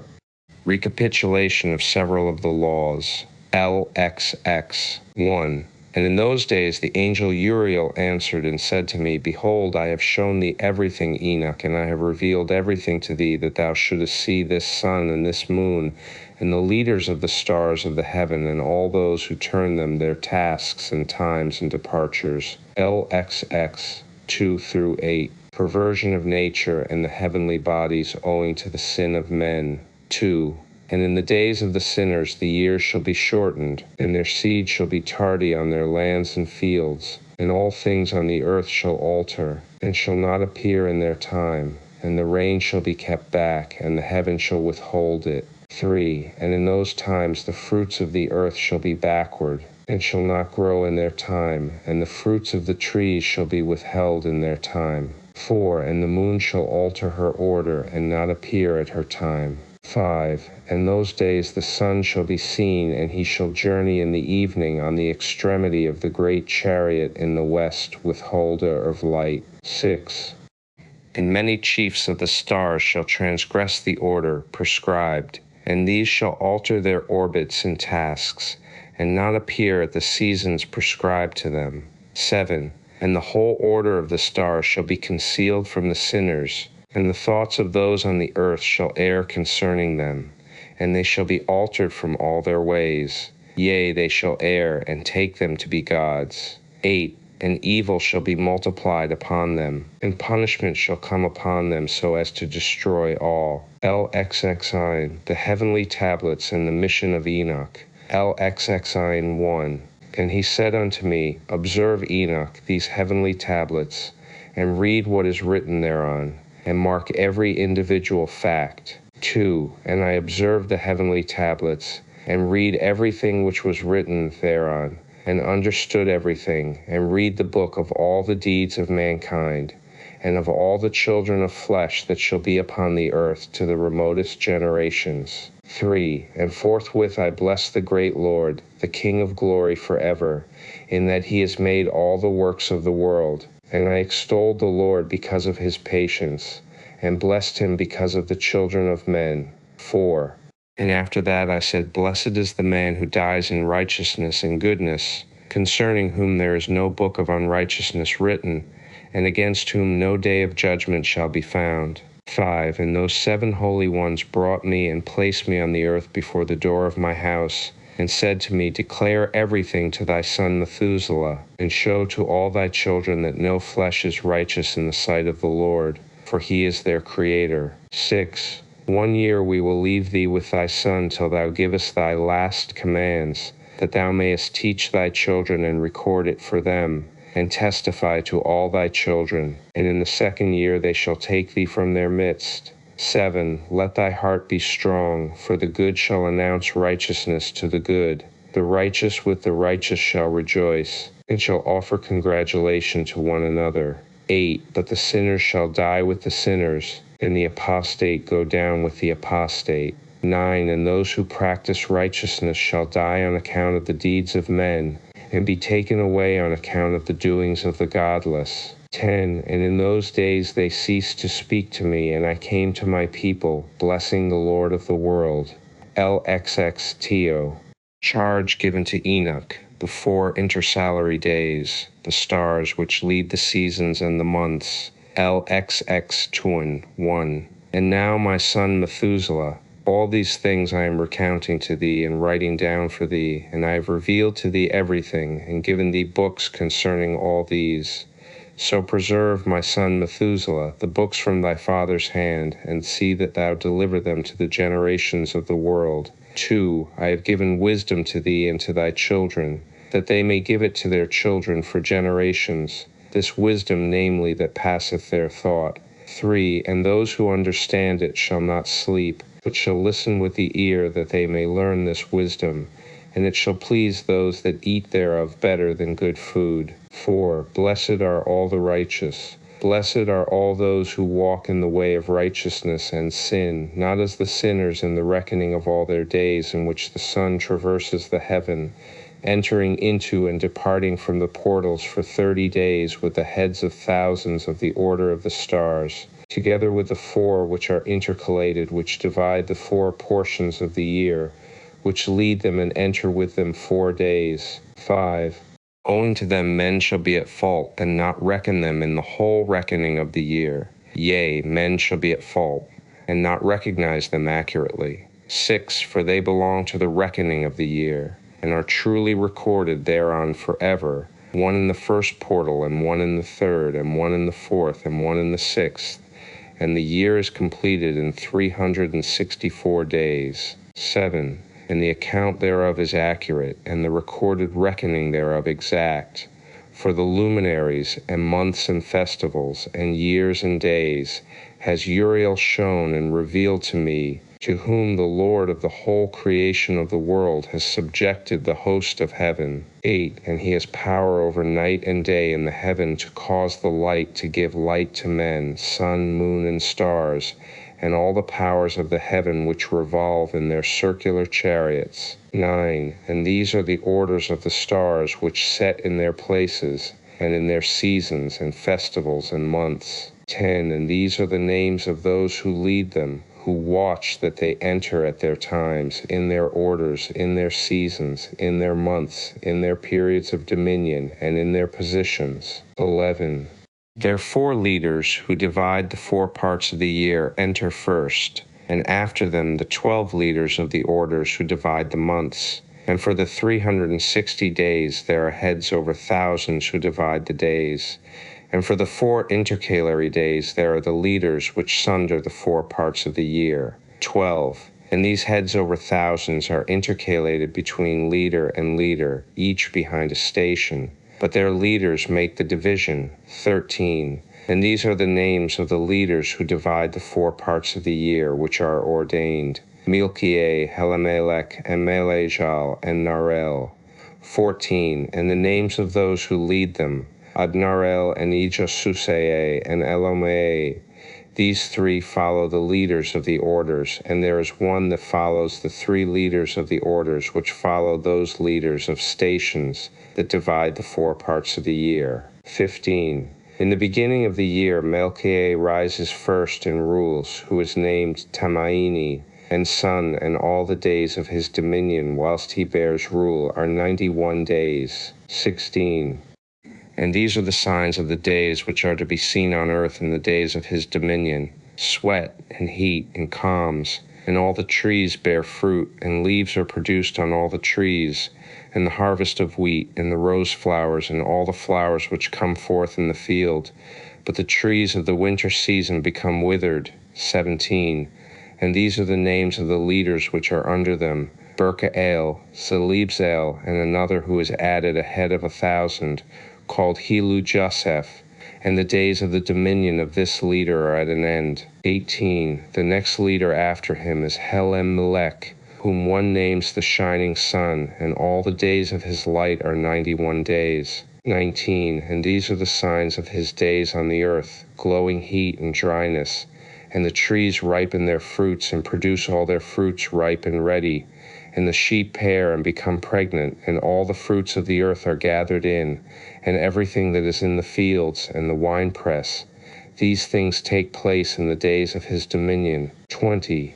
These are the names, and the orders, and the leaders of those heads of thousands: Gidijel, Kael, and Hael. And the name of the head of 1,000 which is added to them, Asphael. And the days of his dominion are at an end. The dream visions: LXX30XC, LXX30, LX4 First dream vision on the deluge, LX4 1.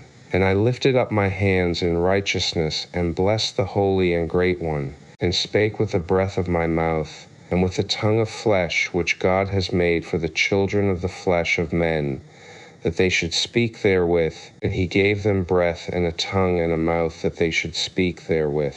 2. Blessed be thou, O Lord, King, great and mighty in thy greatness, Lord of the whole creation of the heaven, King of kings and God of the whole world. And thy power and kingship and greatness abide for ever and ever, and throughout all generations thy dominion.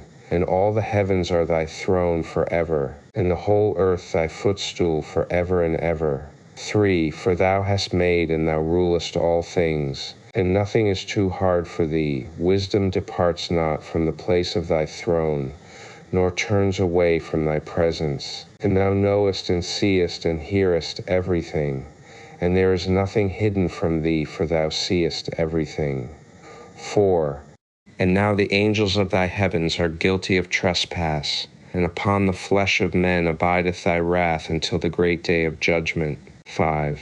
And now, O God and Lord and great King, I implore and beseech thee to fulfill my prayer, to leave me a posterity on earth, and not to destroy all the flesh of man, and make the earth without inhabitant, so that there should be an eternal destruction. 6. And now, my Lord, destroy from the earth the flesh which has aroused thy wrath, but the flesh of righteousness and uprightness establish as a plant of the eternal seed, and hide not thy face from the prayer of thy servant, O Lord. LXXXVXXC. The second dream vision of Enoch, the history of the world to the founding of the Messianic kingdom. 9.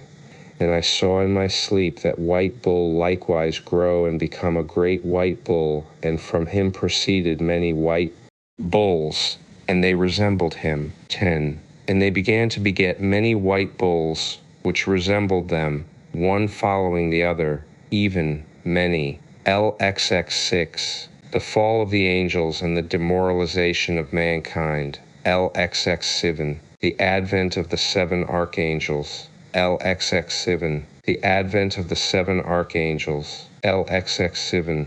The punishment of the fallen angels by the archangels. LXX7 no. 129.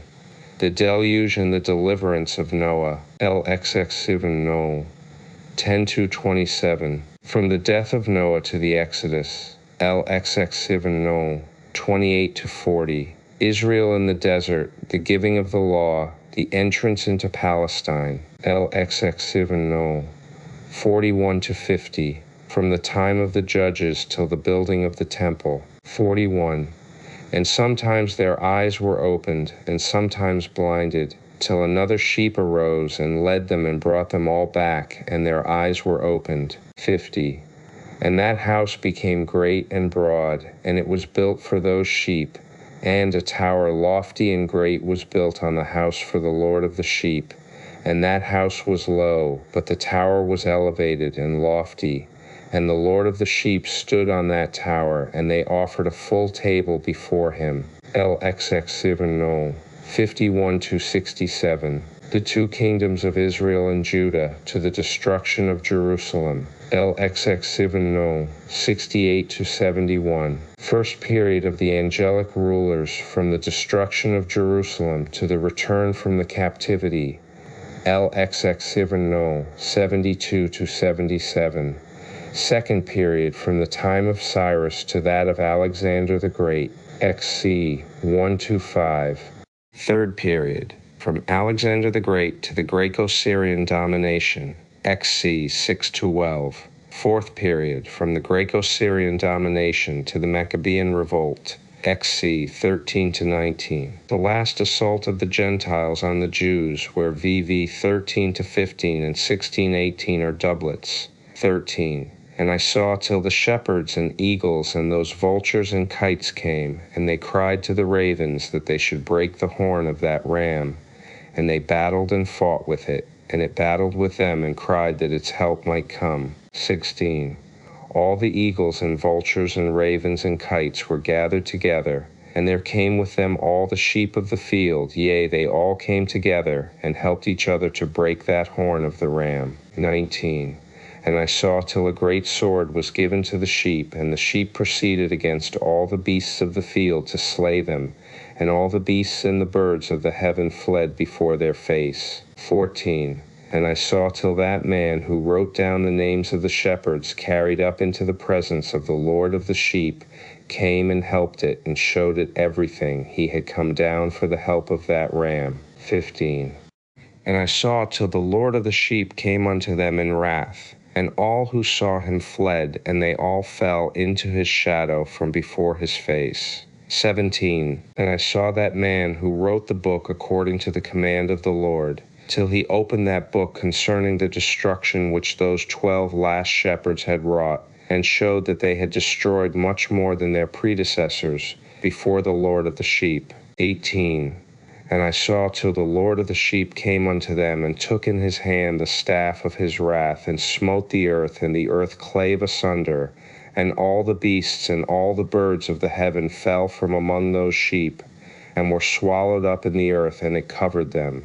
XC 20-27. Judgment of the fallen angels, the shepherds and the apostates. XC 28-38. The New Jerusalem, the conversion of the surviving Gentiles, the resurrection of the righteous, the Messiah. 28. And I stood up to see till they folded up that old house, and carried off all the pillars, and all the beams and ornaments of the house were at the same time folded up with it, and they carried it off and laid it in a place in the south of the land. 29.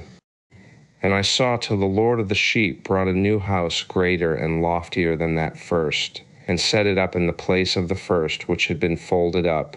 All its pillars were new, and its ornaments were new and larger than those of the first, the old one which he had taken away, and all the sheep were within it. The concluding section of the book. XCCV, XC2, XC 1-10, 18-19. Enoch's Book of Admonition for his children. XC2, 1. The book written by Enoch. Enoch indeed wrote this complete doctrine of wisdom, which is praised of all men and a judge of all the earth, and for the future generations who shall observe uprightness and peace. 2. Let not your spirit be troubled on account of the times, for the Holy and Great One has appointed days for all things. 3. And the righteous one shall arise from sleep, and walk in the paths of righteousness, and all his path and conversation shall be in eternal goodness and grace. 4. He will be gracious to the righteous, and give him eternal uprightness, and he will give him power so that he shall be endowed with goodness and righteousness, and he shall walk in eternal light. 5. And sin shall perish in darkness forever, and shall no more be seen from that day forevermore. XCI 1:11-18-19. Enoch's admonition to his children. XCI 1.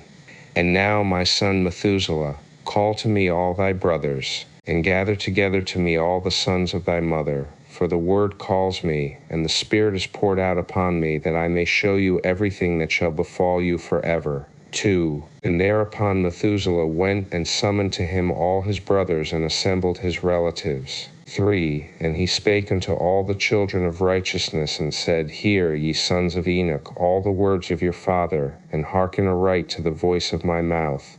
For I exhort you, and say unto you, Beloved, love uprightness, and walk therein. 4. And draw not nigh to uprightness with a double heart, and associate not with those of a double heart, but walk in righteousness, my sons. And it shall guide you on good paths, and righteousness shall be your companion. 5. For I know that violence must increase on the earth, and a great chastisement be executed on the earth, and all unrighteousness come to an end. Yea, it shall be cut off from its roots, and its whole structure be destroyed. 6.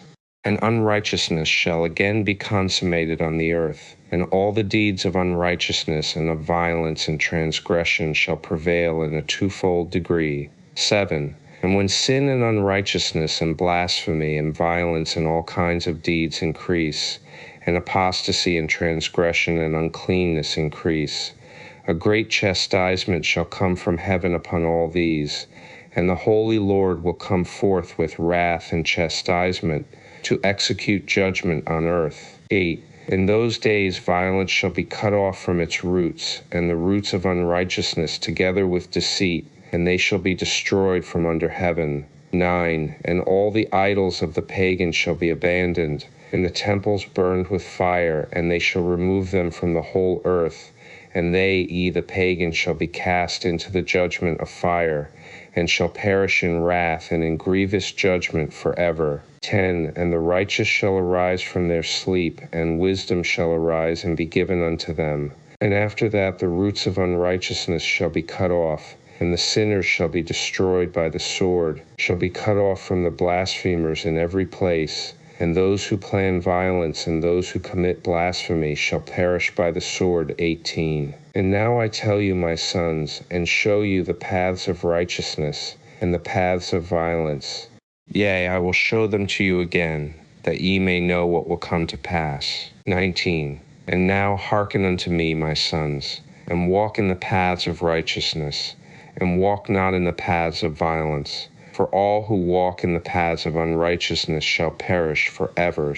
XC3. 12 Fed 17. The Apocalypse of Weeks. XC3. 1. And after that Enoch both gave and began to recount from the books. 2. And Enoch said, Concerning the children of righteousness, and concerning the elect of the world, and concerning the plant of uprightness, I will speak these things. Yea, I, Enoch, will declare them unto you, my sons, according to that which appeared to me in the heavenly vision, and which I have known through the word of the holy angels, and have learnt from the heavenly tablets. 3. And Enoch began to recount from the books, and said, I was born the 7th in the 1st week, while judgment and righteousness still endured. 4. And after me there shall arise in the 2nd week great wickedness, and deceit shall have sprung up, and in it there shall be the first end.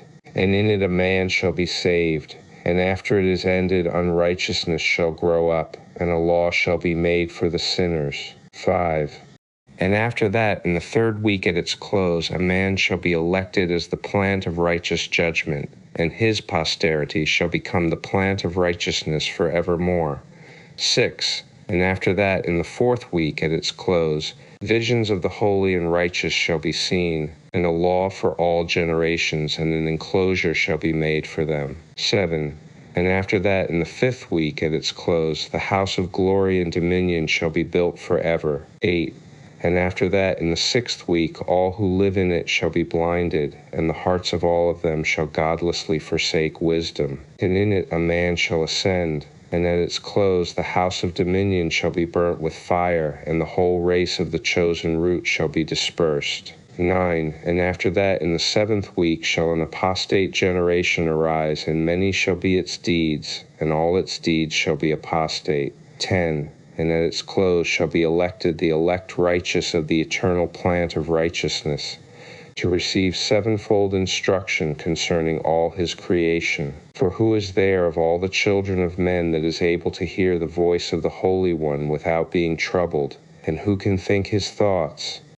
And who is there that can behold all the works of heaven? 12. And how should there be one who could behold the heaven? And who is there that could understand the things of heaven, and see a soul or a spirit, and could tell thereof, or ascend and see all their ends, and think them, or do like them? 13. And who is there of all men that could know what is the breadth and the length of the earth, and to whom has been shown the measure of all of them? 14. Or is there any one who could discern the length of the heaven, and how great is its height, and upon what it is founded, and how great is the number of the stars, and where all the luminaries rest? XCI 12-17. The last 3 weeks. 12. And after that there shall be another, the 8th week, that of righteousness. And a sword shall be given to it, that a righteous judgment may be executed on the oppressors, and sinners shall be delivered into the hands of the righteous. 13. And at its close they shall acquire houses through their righteousness, and a house shall be built for the great King in glory forevermore. 14d. And all mankind shall look to the path of uprightness. 14a. And after that, in the 9th week, the righteous judgment shall be revealed to the whole world. b. And all the works of the godless shall vanish from all the earth. c. And the world shall be written down for destruction. 15. And after this, in the 10th week, in the 7th part, there shall be the great eternal judgment, in which he will execute vengeance amongst the angels. 16. And the first heaven shall depart and pass away, and the new heaven shall appear, and all the powers of the heavens shall give sevenfold light. 17. And after that there will be many weeks without number forever, and all shall be in goodness and righteousness, and sin shall no more be mentioned forever. XC5e 1-5. Admonitions to the righteous. XC5e 1. And now I say unto you, my sons, love righteousness and walk therein. For the paths of righteousness are worthy of acceptation, but the paths of unrighteousness shall suddenly be destroyed and vanish. 2. And to certain men of a generation shall the paths of violence and of death be revealed, and they shall hold themselves afar from them, and shall not follow them. 3. And now I say unto you, the righteous, walk not in the paths of wickedness, nor in the paths of death, and draw not nigh to them, lest ye be destroyed. 4. But seek and choose for yourselves righteousness and an elect life, and walk in the paths of peace, and ye shall live and prosper. 5. And hold fast my words in the thoughts of your hearts, and suffer them not to be effaced from your hearts. For know that sinners will tempt men to evilly entreat wisdom, so that no place may be found for her, and no manner of temptation may minish. XCIV 6-11. Woes for the sinners. 6. Woe to those who build unrighteousness and oppression, and lay deceit as a foundation, for they shall be suddenly overthrown, and they shall have no peace. 7. Woe to those who build their houses with sin, for from all their foundations shall they be overthrown, and by the sword shall they fall. And those who acquire gold and silver and judgment suddenly shall perish. 8. Woe to you, ye rich, for ye have trusted in your riches, and from your riches shall ye depart, because ye have not remembered the Most High in the days of your riches. 9. Ye have committed blasphemy and unrighteousness, and have become ready for the day of slaughter, and the day of darkness, and the day of the great judgment. 10. Thus I speak and declare unto you, he who hath created you will overthrow you, and for your fall there shall be no compassion, and your Creator will rejoice at your destruction. 11. And your righteous ones in those days shall be a reproach to the sinners and the godless. XCV, Enoch's grief, fresh woes against the sinners. XCV 1. Oh, that mine eyes were waters, that I might weep over you, and pour down my tears as a cloud of waters, that so I might rest from my trouble of heart. 2. Who has permitted you to practice reproaches and wickedness, and so judgment shall overtake you, sinners? 3. Fear not the sinners, ye righteous, for again will the Lord deliver them into your hands, that ye may execute judgment upon them according to your desires. 4. Woe to you who fulminate anathemas which cannot be reversed. Healing shall therefore be far from you because of your sins. 5. Woe to you who requite your neighbor with evil, for ye shall be requited according to your works. 6. Woe to you lying witnesses, and to those who weigh out injustice, for suddenly shall ye perish. 7. Woe to you sinners, for ye persecute the righteous, for ye shall be delivered up and persecuted because of injustice, and heavy shall its yoke be upon you. XCVI, grounds of hopefulness for the righteous, woes for the wicked. XCVI, 1. Be hopeful, ye righteous, for suddenly shall the sinners perish before you, and ye shall have lordship over them according to your desires.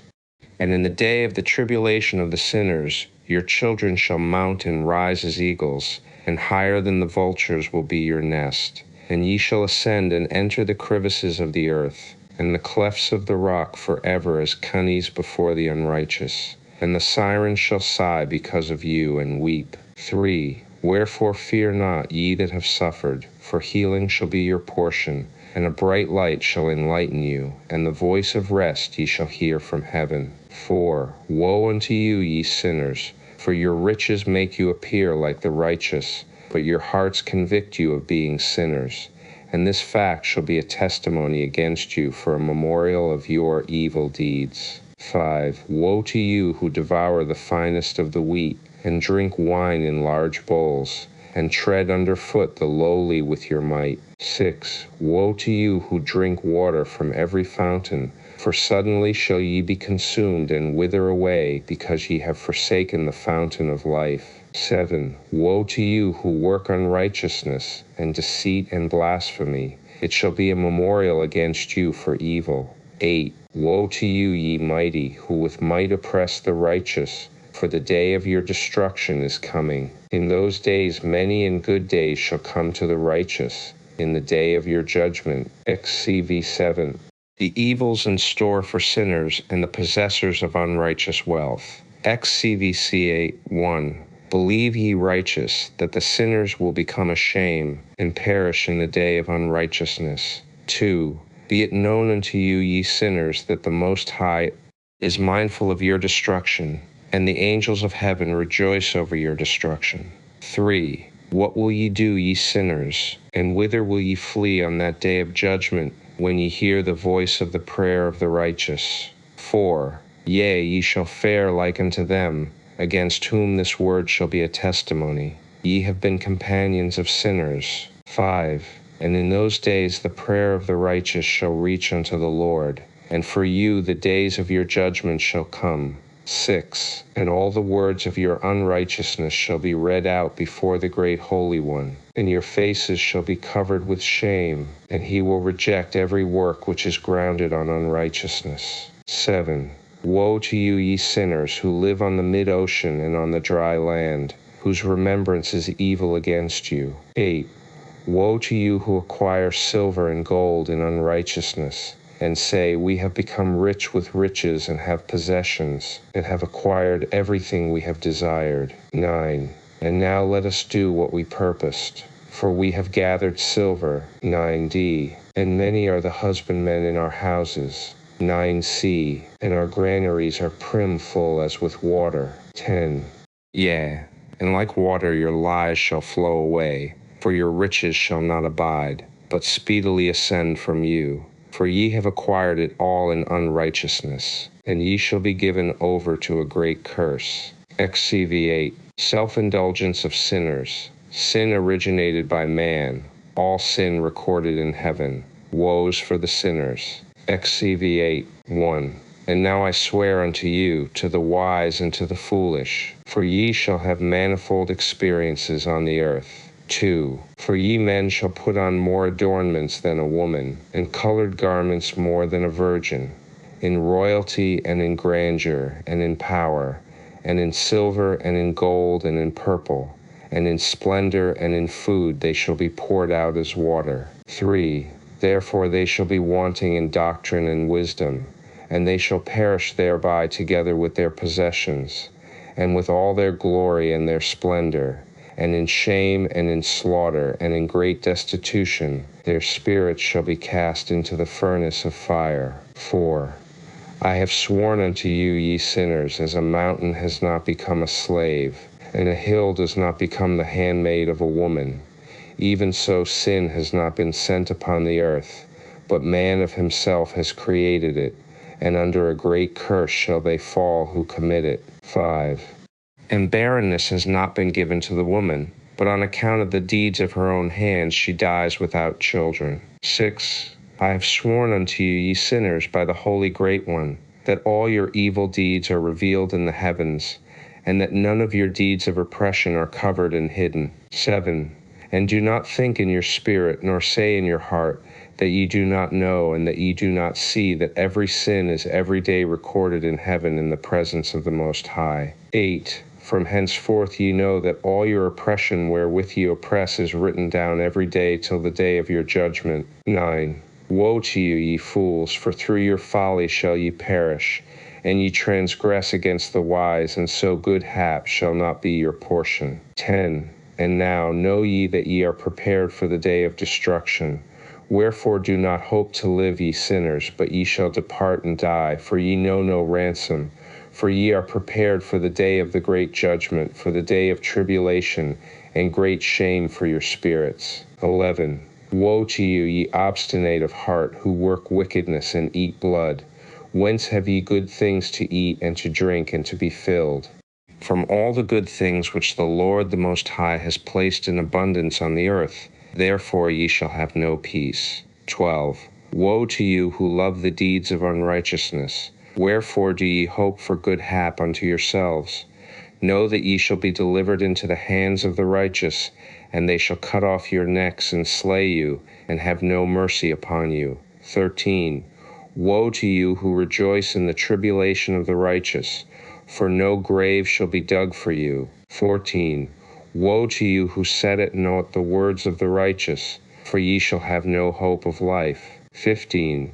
Woe to you who write down lying and godless words, for they write down their lies that men may hear them and act godlessly towards their neighbor. 16. Therefore they shall have no peace, but die a sudden death. XCIX. Woes pronounced on the godless, the lawbreakers, evil plight of sinners in the last days, further woes. XCIX. 1. Woe to you who work godlessness, and glory in lying, and extol them, ye shall perish, and no happy life shall be yours. 2. Woe to them who pervert the words of uprightness, and transgress the eternal law, and transform themselves into what they were not, sinners. They shall be trodden under foot upon the earth. 3. In those days make ready, ye righteous, to raise your prayers as a memorial, and place them as a testimony before the angels, that they may place the sin of the sinners for a memorial before the Most High. 4. In those days the nations shall be stirred up, and the families of the nations shall arise on the day of destruction. 5. And in those days the destitute shall go forth and carry off their children, and they shall abandon them, so that their children shall perish through them.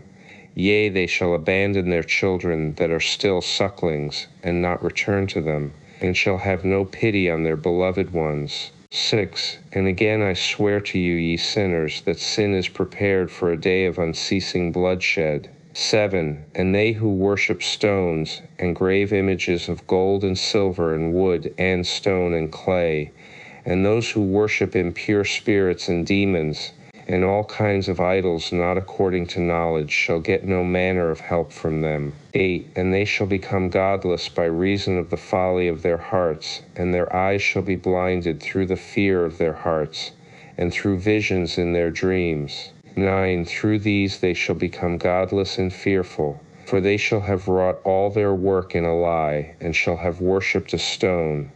Therefore in an instant shall they perish. 10. But in those days blessed are all they who accept the words of wisdom, and understand them, and observe the paths of the Most High, and walk in the path of his righteousness, and become not godless with the godless, for they shall be saved. 11. Woe to you who spread evil to your neighbors, for you shall be slain in Sheol. 12. Woe to you who make deceitful and false measures, and to them who cause bitterness on the earth, for they shall thereby be utterly consumed. 13. Woe to you who build your houses through the grievous toil of others, and all their building materials are the bricks and stones of sin. I tell you, ye shall have no peace. 14. Woe to them who reject the measure and eternal heritage of their fathers, and whose souls follow after idols, for they shall have no rest. 15. Woe to them who work unrighteousness and help oppression, and slay their neighbors until the day of the great judgment. 16. For he shall cast down your glory, and bring affliction on your hearts, and shall arouse his fierce indignation, and destroy you all with the sword, and all the holy and righteous shall remember your sins. See, the sinners destroy each other. Judgment of the fallen angels, the safety of the righteous, further woes for the sinners. See 1.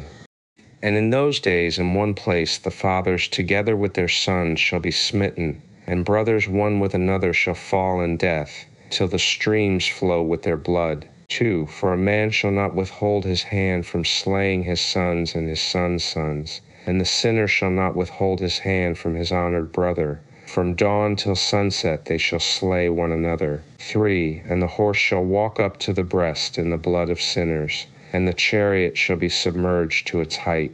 4. In those days the angels shall descend into the secret places, and gather together into one place all those who brought down sin, and the Most High will arise on that day of judgment, to execute great judgment amongst sinners. 5. And over all the righteous and holy he will appoint guardians from amongst the holy angels, to guard them as the apple of an eye, until he makes an end of all wickedness and all sin. And though the righteous sleep a long sleep, they have naught to fear. 6. And then the children of the earth shall see the wise in security, and shall understand all the words of this book, and recognize that their riches shall not be able to save them in the overthrow of their sins. 7. Woe to you, sinners, on the day of strong anguish, ye who afflict the righteous and burn them with fire. Ye shall be requited according to your works. 8. Woe to you, ye obstinate of heart, who watch in order to devise wickedness. Therefore shall fear come upon you, and there shall be none to help you. 9. Woe to you, ye sinners, on account of the words of your mouth, and on account of the deeds of your hands which your godlessness has wrought. In blazing flames burning worse than fire shall ye burn. 10. And now know ye that from the angels he will inquire as to your deeds in heaven, from the sun and from the moon and from the stars in reference to your sins, because upon the earth ye execute judgment on the righteous. 11.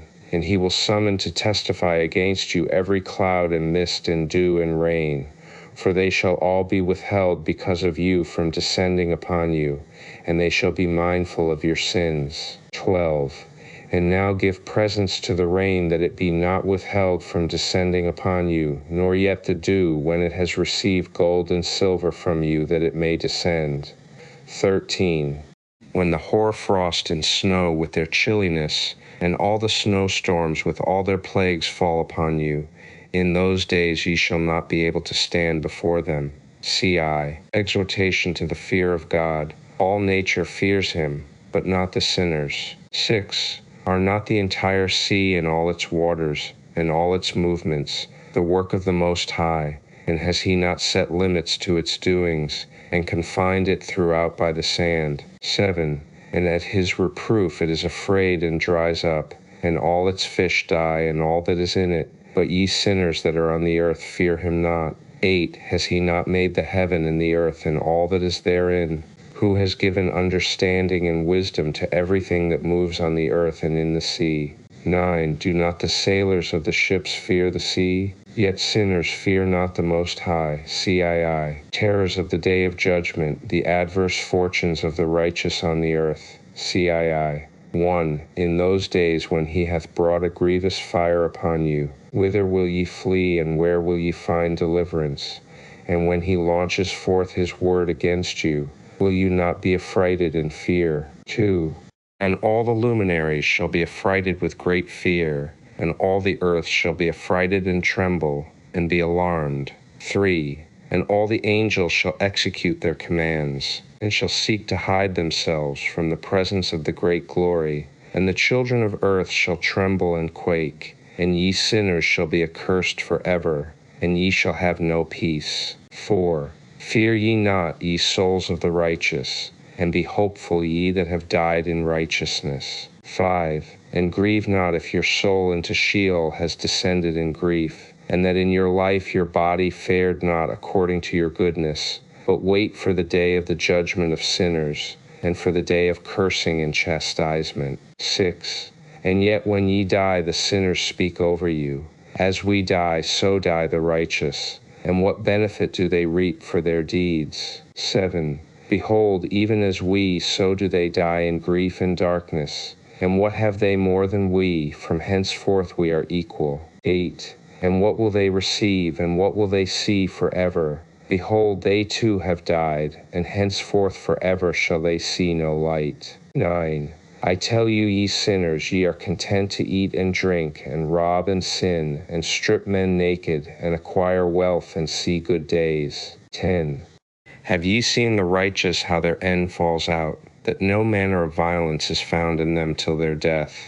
11. Nevertheless they perished, and became as though they had not been, and their spirits descended into Sheol in tribulation. C3I. Different destinies of the righteous and the sinners. Fresh objections of the sinners. C3I 1. Now therefore I swear to you, the righteous, by the glory of the great and honored and mighty one in dominion, and by his greatness I swear to you. 2. I know a mystery, and have read the heavenly tablets, and have seen the holy books, and have found written therein and inscribed regarding them. 3. That all goodness and joy and glory are prepared for them, and written down for the spirits of those who have died in righteousness, and that manifold good shall be given to you in recompense for your labors, and that your lot is abundantly beyond the lot of the living. 4. And the spirits of you who have died in righteousness shall live and rejoice, and their spirits shall not perish,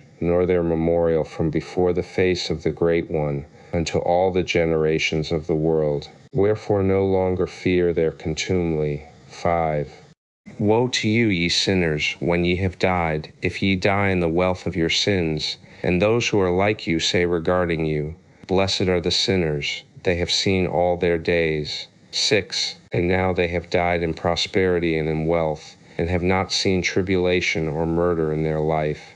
And they have died in honor, and judgment has not been executed on them during their life. 7. Know ye that their souls will be made to descend into Sheol, and they shall be wretched in their great tribulation. 8. And into darkness and chains and a burning flame, where there is grievous judgment, shall your spirits enter, and the great judgment shall be for all the generations of the world. Woe to you, for ye shall have no peace. 9. Say not in regard to the righteous and good who are in life, In our troubled days we have toiled laboriously and experienced every trouble, and met with much evil and been consumed, and have become few and our spirits small. 10. And we have been destroyed and have not found any to help us even with a word. We have been tortured, destroyed, and hope not to see life from day to day. 11. We hope to be the head and have become the tail. We have toiled laboriously and had no satisfaction in our toil, and we have become the food of the sinners and the unrighteous, and they have laid their yoke heavily upon us. 12. They have had dominion over us that hated us and smote us. And to those that hated us we have bowed our necks, but they pitied us not. 13. We desired to get away from them, that we might escape and be at rest, but found no place whereunto we should flee and be safe from them. 14. And we complained to the rulers in our tribulation, and cried out against those who devoured us. But they did not attend to our cries, and would not hearken to our voice. 15. And they helped those who robbed us and devoured us, and those who made us few. And they concealed their oppression, and they did not remove from us the yoke of those that devoured us, and dispersed us, and murdered us. And they concealed their murder, and remembered not that they had lifted up their hands against us. CIV. Assurances given to the righteous, admonitions to sinners and the falsifiers of the words of uprightness. CV. God and the Messiah to dwell with man. Fragment of the Book of Noah. CVIC 7. CV Or, an appendix to the Book of Enoch. Printed in Great Britain by Richard Clay and Company, Ltd., Bungay, Suffolk. Transcriber's notes. Text that was in italics is enclosed by underscores, italics. Text that was in boldface is enclosed by equal signs, or bold. Text that was in superscript is preceded by a caret, pant sign. A single character superscript is simply geese. Multiple characters in superscript are enclosed in curly brackets, like geese, pence 1. Footnotes have been moved to follow the chapters in which they are referenced.